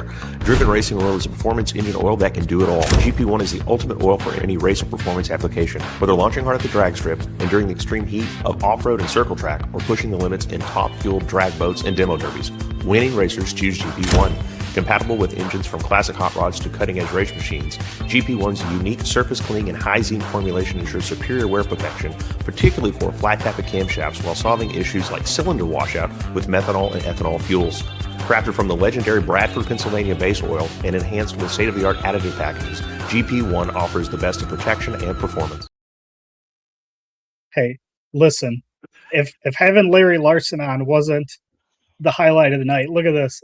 Ned Dunphy himself said, Mike and Eric, if you guys keep hyping it up, I'm not going to be able to sleep tonight. Love the passion and excitement. I'm telling you, like, drag week is going to be incredible. I can't wait. Dude, I wish I had not worn this white shirt out here. I would probably be working on the old truck after tonight. So maybe I'll just take it off. Nobody come by the house. You don't want to do this. Is this an after-hours show now? No, we're not recording. We're not showing that one unless people start donating. Yeah, right. I'll do it for money. All right. So, Driven Racing Oil here. Obviously, you guys know code DDR10 gets your 10% discount on Driven Racing Oil. Again, I used that engine assembly lube. Was fantastic on building the motor for the Mustang. We're going to be reaching out about what kind of oil to run in the Mustang. So again, you guys use that code DDR10, gets you 10% discount. But for Drag Drive Repeat event updates, this is pretty cool. I've seen this here. Did this just happen today? Yesterday, late yesterday. Yep. Yeah. Dustin Cottle versus Cody Ham. Bro, this is going to be a fun race. Yeah. And I just saw the picture, I think it was today, of the Unlovable with the paint matching to the male Jeep. Was pretty hilarious. Yeah, these guys are going to have a blast with this. This is the second grudge race we've got going on during this as well. We've got John Gilman and Jonathan Stonecipher are going to be matched up during the event as well. So this should be really fun, man. I'm telling you, the short circuit is going to be a blast. For folks that are out there that are doing the short circuit with us, there are going to be a few spots open up. So if you have not got on the wait list, you need to do that. I'm going to move. Some people want to move from the traditional drag and drive over to the heads up stuff. That's invite only. So if you want to do that, I'm cool with it. You just got to prove that you are capable of really winning those classes. I mean, that's what I'm looking. I'm looking for the absolute best 650 racer, stick shift, and small tire stuff that's out there. And then stuff like this is going to be a blast to me. I'm telling you, it's going to be really fun. And so there's going to be some spots open up. And then the hotel list, finally, dude, This really took a lot longer than I thought it was going to. I've been talking about this for 2 weeks, but the email is going to go out tomorrow with links for booking rooms and then the phone numbers that you can call for the 2 host hotels. I didn't get the second host hotel until I think it was Tuesday, so I just didn't have time to put the email together today. So again, it's going to be a ton of fun. George Ray's Wildcat Drag Strip, Paragould, Arkansas. If you're not racing in this, please, man, just put this on the list to come down and watch and have some fun on that Saturday, November 7th. So it's going to be a blast. Yeah, we're only 66 days away from our next single day event, the Route 66 Roundup, and only 86 days away from the short circuit. Stressed out. Yeah, which is crazy because the short circuit is one of it's the last weekend of our drag and drive events on the calendar, and Yeah. 86 days away. We're 3 months away from the end of the season, which is a little bit scary. Didn't we just start it? Yeah, feels Didn't we like just- it. And see, and this has been some of the fun stuff with the grudge racing. You and I were kind of messing around with our grudge race that obviously we didn't get to at Havlik's, but seeing this kind of back and forth banter has been fun. With Dustin and Cody here saying, "Look at that slow Chevy love." You really can have a lot of fun with this kind of stuff with these weekend events and grudge races and. He said he'll be seeing my taillights soon. That's funny. Big shout out to Steven Narks, man. He's built this dude, he's been putting parts together for this caddy for a while. And he decided about 2 weeks ago, he said, I'm taking the Cadillac on 2.0. So, Okay. I don't even know about a Cadillac. So, yeah. So we're gonna take some content, and then I think we're gonna let it build up and get all this content, and then drop it just maybe the week or two before Rocky Mountain Race Week, or Rocky Mountain 2.0. what So this should be what a ton kind of of fun. what kind of caddy are we talking? Oh, I'm not gonna tell you yet. Gonna have to Jeez. wait like everybody else. Super cool though, and it's right up my alley with the kind of paint that it's got on it. So it's patina, I can tell you that. Yeah. So it'll be a really cool car. It'll be a lot of fun, and should be really interesting. I mean, it's nothing wild. It's kind of in our we've got a proven combo that is going to be mirrored to run in that thing. I mean, if that tells you, kind of an idea of powertrain and things like that. So should be pretty fun. Yep. So for the rest of the month of August, we've got 3 events left. We've got the Sick Michigan Miles, which starts this Sunday at Mid-Michigan Motorplex. Day 0 is tech and testing, and day 1 racing is at Mid-Michigan. Then we have Dragway Rush, which kicks off next Wednesday, so a week from today. And then we round out the month with Cruise and Lose, which starts next Friday. Man, I really wanted to go to Cruise and Lose. Yeah. It's not going to be able to make it this year. It's too far. But I-29 Dragway, that should be a fun one. Yep. Also, I see you've got some notes here. I think we skipped over this, but the drag drive repeat updates for the World Championship points, that's going to come out this Saturday. Mm-hmm. Yeah, I really tried to get it done by the time we got to today, but I'm one event short of checking records and adding all those final touches. So, and then we're also going to cover results for Olympic Streetcar Shootout and Roadkill Nights on the news this weekend. Perfect. Yep. Well, that and puts then, us. Go ahead. hang on just real quick. We'll answer Brandon here real quick. Let me pull this up because I just had it a few minutes ago. He's asking what our schedule is like for the rest of the season.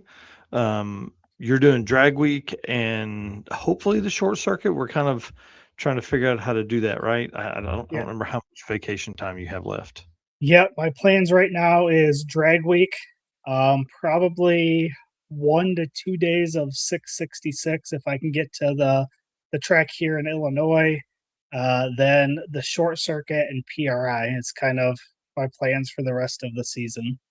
Yeah, and that mirrors mine. Obviously, drag week, and then I'm going to do day 0 and day 1 of 666, and then I'm going to do Thunder Valley, Tulsa, and Mocan of Race Week, and then Street Need is on my list. It's a big maybe at this point. The extra money being spent for the rear end really didn't help me there, and then of course Short Circuit and PRI are the events that I will be attending the rest of the year. Which really, for me, it kind of rolls out with, Drag Week is the last big event of the year for Mhm. me. And then everything else is just going to be a couple, 3-day, like 1 3-day event for the rest of the season, once per Yeah. month or something like that. Yep, makes sense. All right. Well, that is, what are we at? I think 49 events or so for the year. Mhm. Again, you can find all of those events on our site, dragdriverepeat.com/events. That'll get you the interactive map, and you can see what's left for the season. Dude, it's pretty wild. And big shout out to Wild West Dragon Dash because, are you ready for this? They're the only Dragon Drive in Texas this year. Nice. No other event is going into Texas or is run around Texas or anything. That's kind of wild. It is pretty wild. I cannot believe I didn't put that together earlier. But what happened was I was going through the interactive map and I was looking for somebody had messaged asking for some information or something. I can't remember what they were asking for. And I was scrolling down through and I looked and I was like, why is there only one dot in Texas? And dude, it's because it's Wild West Dragon Dash. So Dang. hit them up. All right. Well, I think that leads us into our last segment of tonight, which is the AFCO Racing segment, where we'll cover the winners of the Hot Rods by Havlik's Fastest Streetcar Shootout. For sure. All right. Racers know when you want performance that wins, you want AFCO. From shocks and suspension to cooling brakes and more, AFCO Racing has been helping teams go faster for over 30 years. Built by racers for racers, check out the AFCO Advantage and follow them today on social media for the latest in performance parts. AFCO Racing, built to win. Dude, I had so much fun at Havlik's. I know that's pretty much what we've talked about for the last 2 weeks, but damn, I had a blast. It was really fun. Jonathan Sumcipher called me out on this today.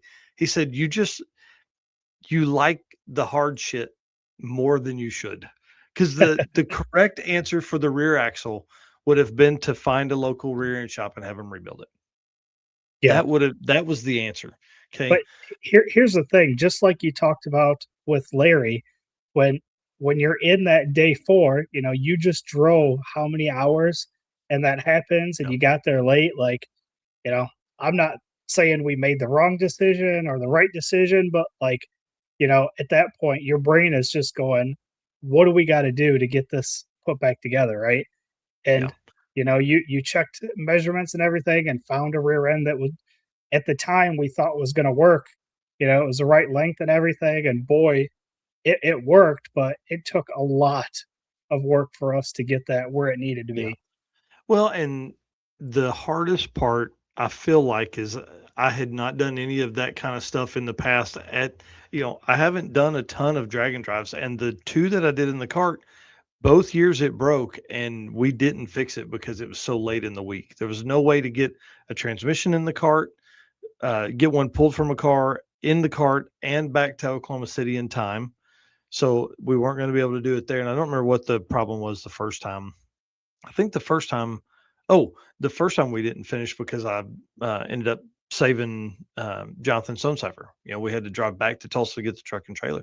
So, that first event set the tone of like, hey, but he was working on that stuff, like I was just driving, but we drove almost 800 miles that day. But it is true, like what you're saying, like I showed up late. I was already so flustered, and we had to have a plan by Thursday morning. And in the post I made, I said, "Hey, anybody got anything?" And nobody came to my, said, "Hey, won't you find somebody to rebuild it?" Because I probably would have been like, "Oh, hey, that's not a bad idea." But I wasn't even thinking that because I was immediately like, I need to find a rear axle just to swap this out because we need to do it fast. What fits? what is going to be readily available, and that's where the 99 to 06 rear end came from, because the width is right. That's the problem with that stupid truck. And I thought, man, we'll just weld some spring purchase on this thing and we'll be fine. And we weren't. Correct. So, but to update everybody that's been following that along, we have a full video that's coming out.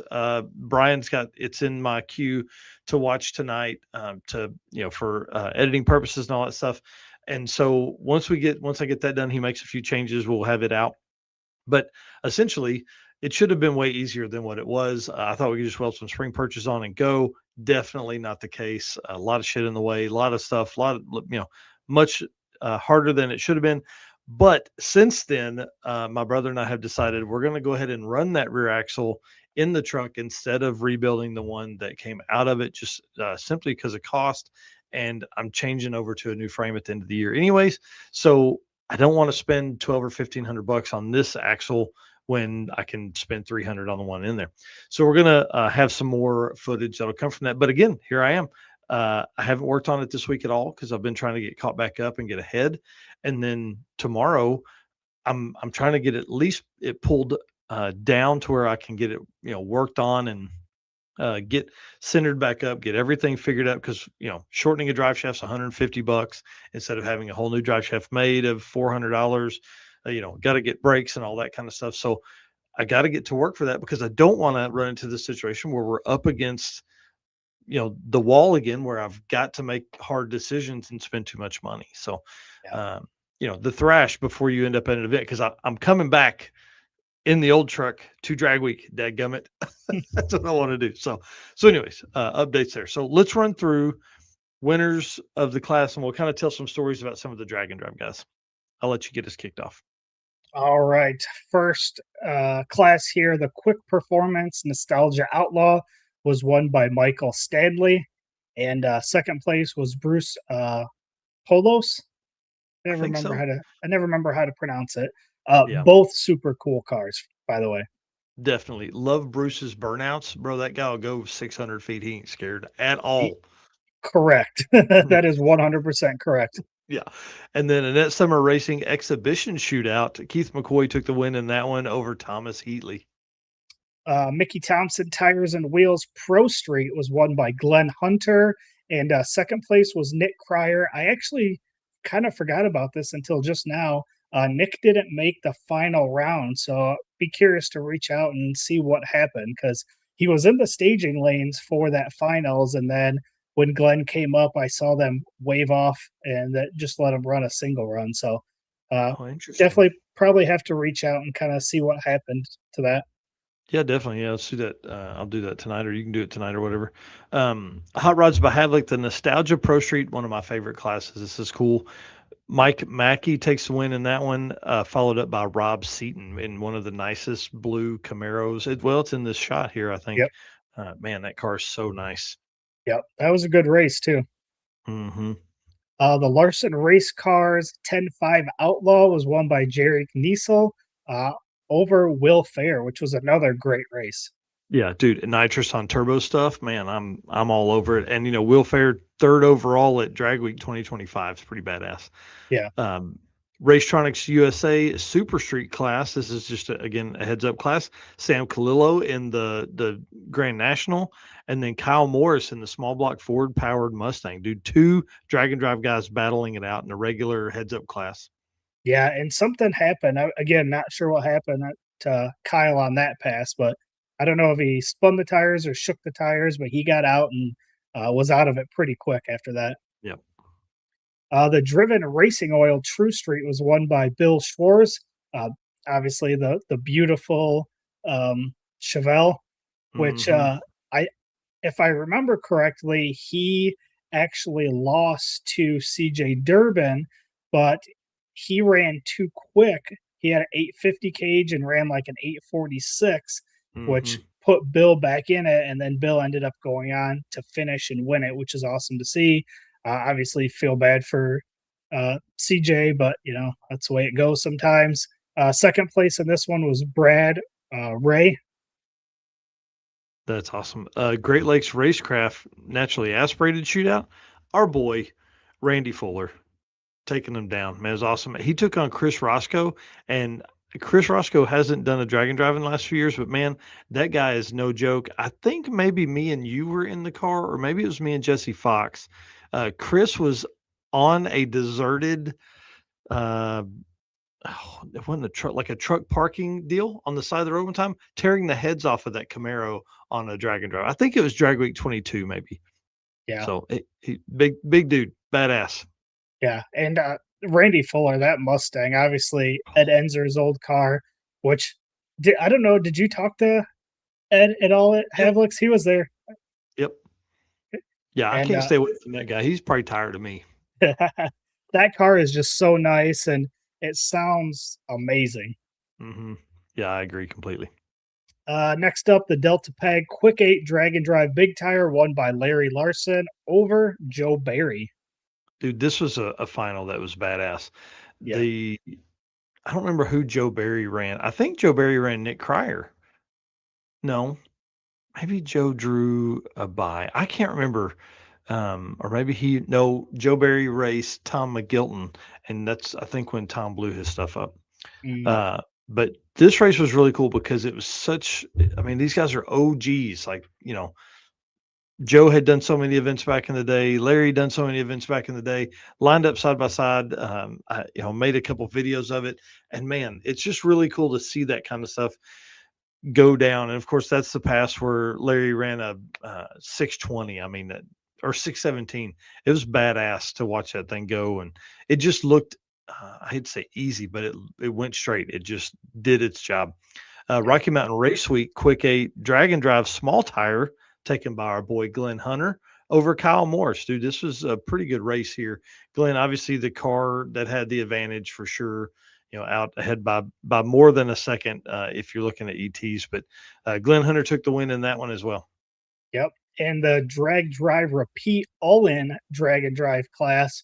This one's kind of cool. The same two cars that were in the Larson Race Cars 10.5 Outlaw, except for they flipped places. So Will Fair won this one over Jerry Kniesel. Yeah, pretty badass. And it's cool to see our name on that too, So big shout out to the Havliks. They put on a hell of a show this time. Quickest in a big block, Randy Fuller. Quickest in a small block, our boy Chuck Sorensen, bro. Love that car. Little black Valiant, just does what it needs to do, man. It ran great all weekend. Yep. The Shot Racecraft Quickest Pass went to Larry Larson, as well as the Shot Racecraft Fastest ET also went to Larry Larson. Oh, yeah. And then the Mickey Thompson Best Burnout, Greg Sanford. Yeah. Which he earned that, dude. I think he went to 700 feet. Yeah. And then the Mickey Thompson Tire Best Wheelie went to none other than Aaron Gerling, and that crazy wheelie, which obviously did not end up well, unfortunately. But yeah, big wheelie out of that thing. That's not the wheelie. That is not the wheelie. But what's cool is this is the wheelie that he did after he crashed and fixed the car and came back up to continue running and still did a little wheelie. He didn't do any big wheelies after that last one. No. And he said he typically takes the trailer hitch out, but had left it in this time. He said, man, it's drug the bumper a lot in the past. He said, and that keeps it pretty straight. He said, with having the trailer hitch in there, it just sent it to the right and he just couldn't get it reeled back in. Almost saved it. I wasn't there for the pass. I think you were definitely up there because you have some pictures of it. So big shout out to them, man. Talk about overcoming some adversity there and putting that car back together. You would be shaking pretty high. I know I'd be shaken up really bad if that had been my car in my situation. And then, you go back to the pits and your buddies are like, dude, it's really not that bad. We could probably fix this, and then you're like, what? And then you work your ass off for the next 15 hours getting it ready to go. So good job to him, man. It's really cool. Yeah, I would definitely need somebody to tell me that because I'm sure my head would not be in it after something like that. No, for sure. And they're selling shirts. So if you guys are looking for stuff, look up Aaron Gerling, Gerling. They're selling shirts on their Facebook page to kind of help, fix his car. I mean, he's going to fix it and race it again. And this car's badass. I love it. He's a great dude too. Yeah. And his son helped us a ton on Thursday night. Yep. Friday night. One of the two, we pulled the axle out. Yep. We still got a couple more classes here. Yep.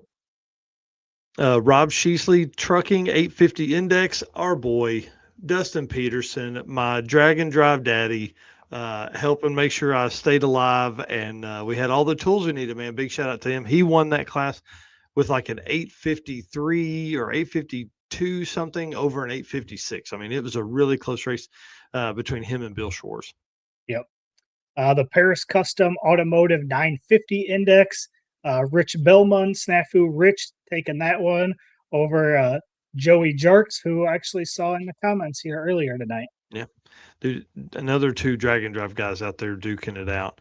The Rob Sheasley Trucking 1050 Index, drag and drive guys here too as well. Jeff Dugopolsky, man, love that guy, love that car. And then Chuck Sorensen taking runner up in the 1050 Index. And the last one here, the Rob Sheasley Trucking 1150 Index, Kevin Hunt over Chris Short. Man, it was a great event. I had a lot of fun. It was a blast. I can't wait for next year. We're definitely going to get more involved next year. We need more and more drag and drive guys out there. We want to see a bunch of them.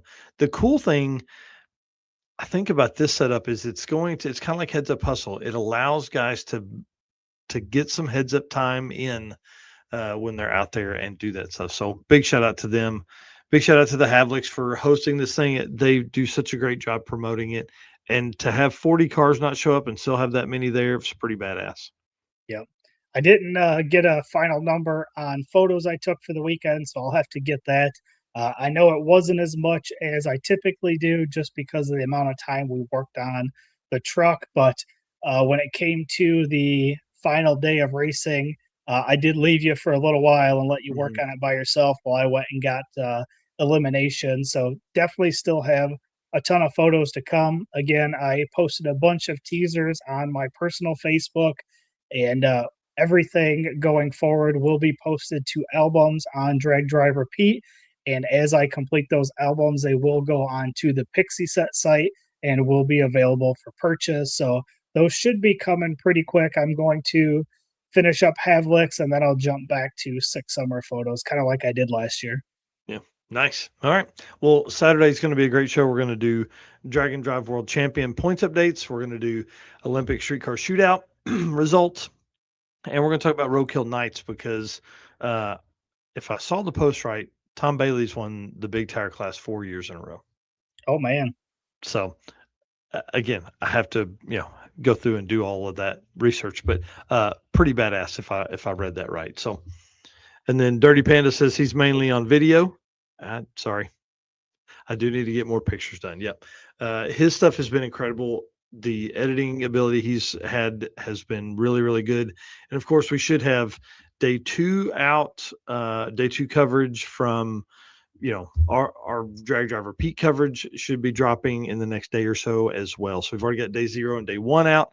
And then, like I said, Brian's finishing up after I watch the rear end rebuild swap, whatever you call that. I'll watch it tonight and we'll get some changes and it should be out tomorrow. So y'all, awesome. Thanks.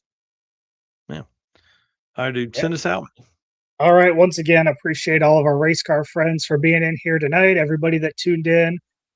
Thank you to Larry Larson for jumping on. All of our race car friends from Havlik's Fastest Streetcar Shootout that we saw, and all our race car friends that have sent us updates that we talked about leading into Hot Rod Drag Week. Again, appreciate each and every one of you guys. And finally, can't do everything we do traveling to Havlik's, traveling to Drag Week if it wasn't for this list of sponsors. So once again, thank you to Summit Racing Equipment, Deechworks, Molly Motorsports, Driven Racing Oil, Howard's Cams, J-Wire Solutions, AFCO Racing Products, Performabuilt Transmissions, Car Change 3D, Low Dollar Motorsports, PowerTube TV, and Racing Junk. And we will see you guys on Saturday morning. Later.